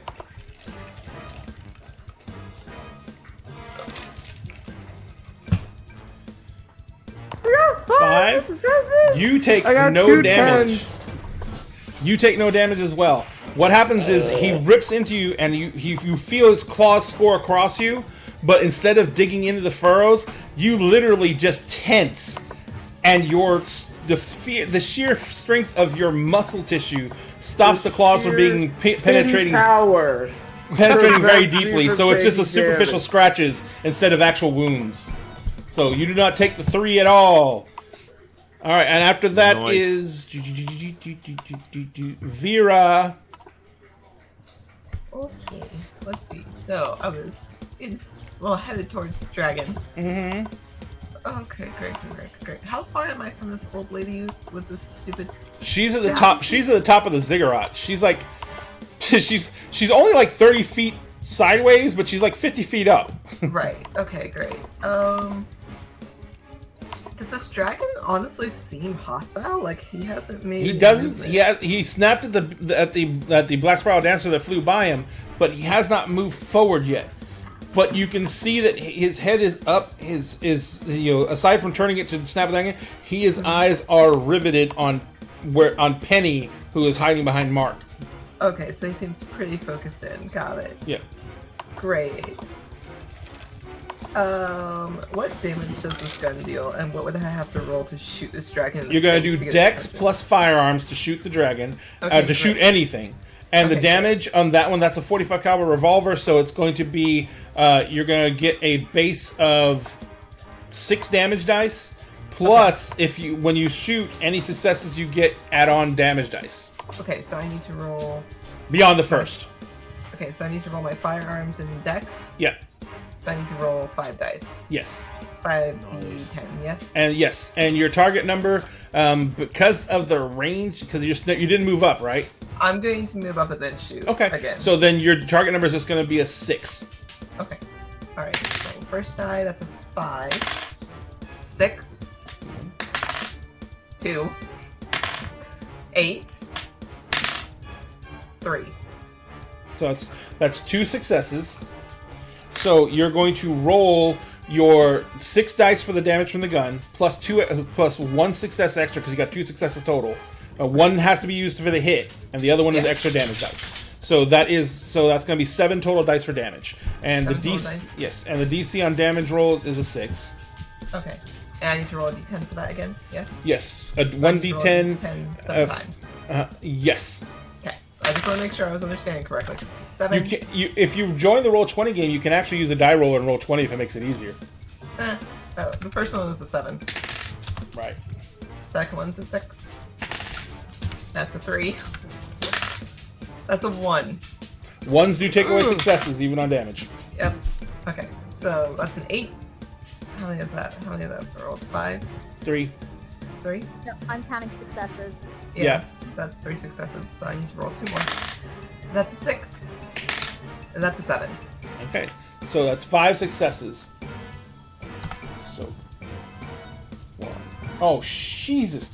Okay, the die roller hates the hell out of me. 1, 2, Good. minus 2, plus 2. So you did a total of how many successes on damage? 5. 5. So he's soaking 2, so he's taking 3. Got it. Thank you. Yeah, so my whole thing is I moved up. I'm gonna basically try to shoot it to get its attention drawn off of Penny. Mm-hmm. So, Rosaline, it is now your turn.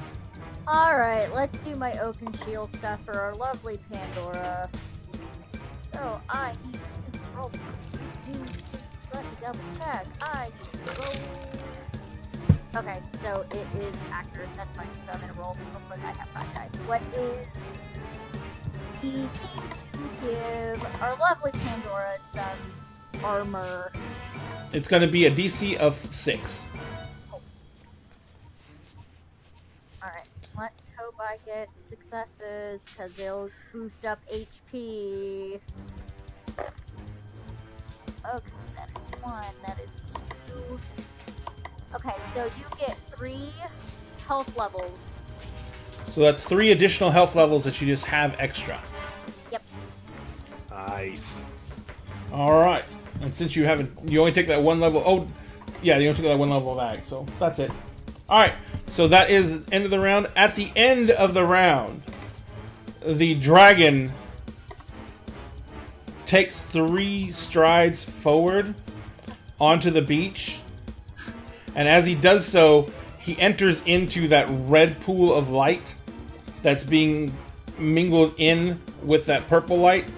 And he seems like he's stepping into quicksand as he slows down and he tries to pull his front claws up out of it, and you can see that mixture of red and purple light kind of like gripping onto him, and he's trying to pull off, but it's coating him, and it seems to be swelling going all over him. And as he does that, Penny just like looks at, says, you know, she looks at you, Mark, and she says, "You have to stop her. If they get control of him." Where do you think I'm going? Alright, so that is the end of the round. At the top of the order is Mark. How far away is she? Up that thing? It's a good 50 foot. And it's up the steps. Actually, okay. I was 50 gonna foot say, up steps? Yes. Alright, I would like to drop 2 points of rage to make my way up there and still be able to stab this lady. Gotcha. We're gonna actually, I didn't even notice it, we're gonna stop it right there at the top of the round. Because Mark, you're spending 2 points of rage, you're moving up the ziggurat steps, and you're going to be attacking, I assume, the old lady with the staff. I mean, I'm just gonna like introduce my blade to her insides. Well, I'm assuming that's an attack roll. I mean, All making right. introductions is always nice. It's just Yeah, polite. I mean, it's a you're polite being thing to courteous and polite. You're trying to be respectful. She's an old lady. You're not making her come down the steps to you. You're going up the steps to her. But Lots the of problem walking is, and- she moved in next door to my den realm without permission, and she's really sullying up the neighborhood. All right. The Well, property value is tanking. Like, I know. It's Yeah, just man, totally you gotta tanking do out. something about that.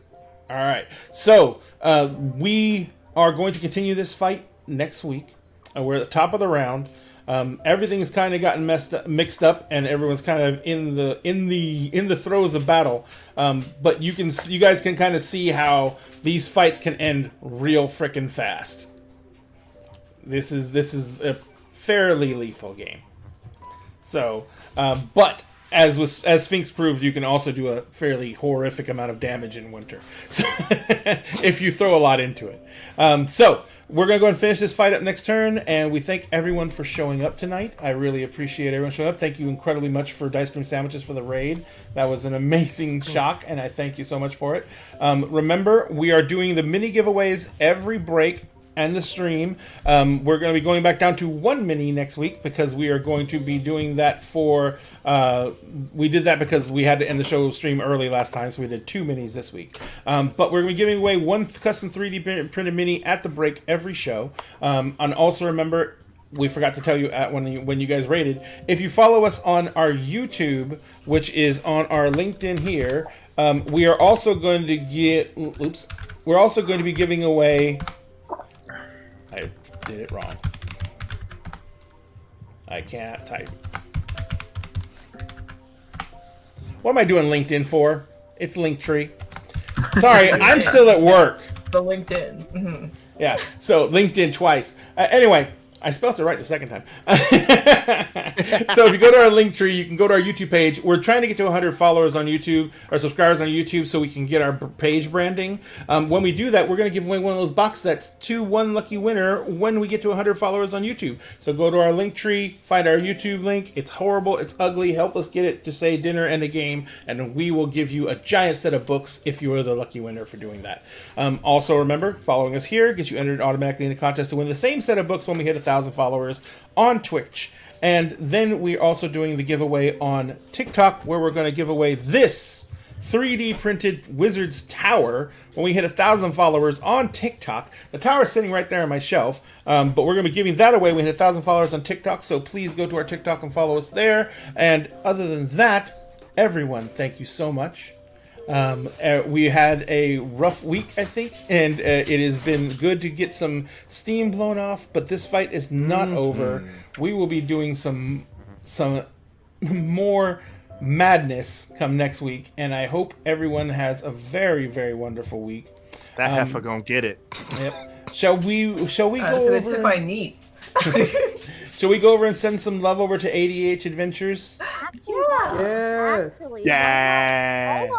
Why Hold not Vampiric Touch Auntie, Oh. Barnaby, Geek Girl Lissa, and Radio Free? Oh. Oh Yeah. yeah. We love Barnaby. Yes. That's my All right. homie. That is Awesome. that is our destination. Ladies and gentlemen, at Dinner and a Game, we always save you a seat at the table. We thank you very much for joining us at our table. We hope to see you next time. Be safe out there. Wear a mask. Stay away from people. You don't want to talk to them anyway. You want to come here and talk to us. We love you very much. We will see you in 1 week for the next episode of Emerald Sanctums, and we will see you tomorrow night for Kingdoms of our Mist, our D&D 5e actual play. In the meantime, I don't know if Vampiric Touch is still on. Oh. It says it's still but live. we're- Yeah, it says it's still live. It says Yeah. something's wrong. Try running that quick action again. It says It says for it says that we're rating. Oh, we just raided. Okay, there you Oops. Yep. Huzzah! So no Surprise more raid. goodbyes. No more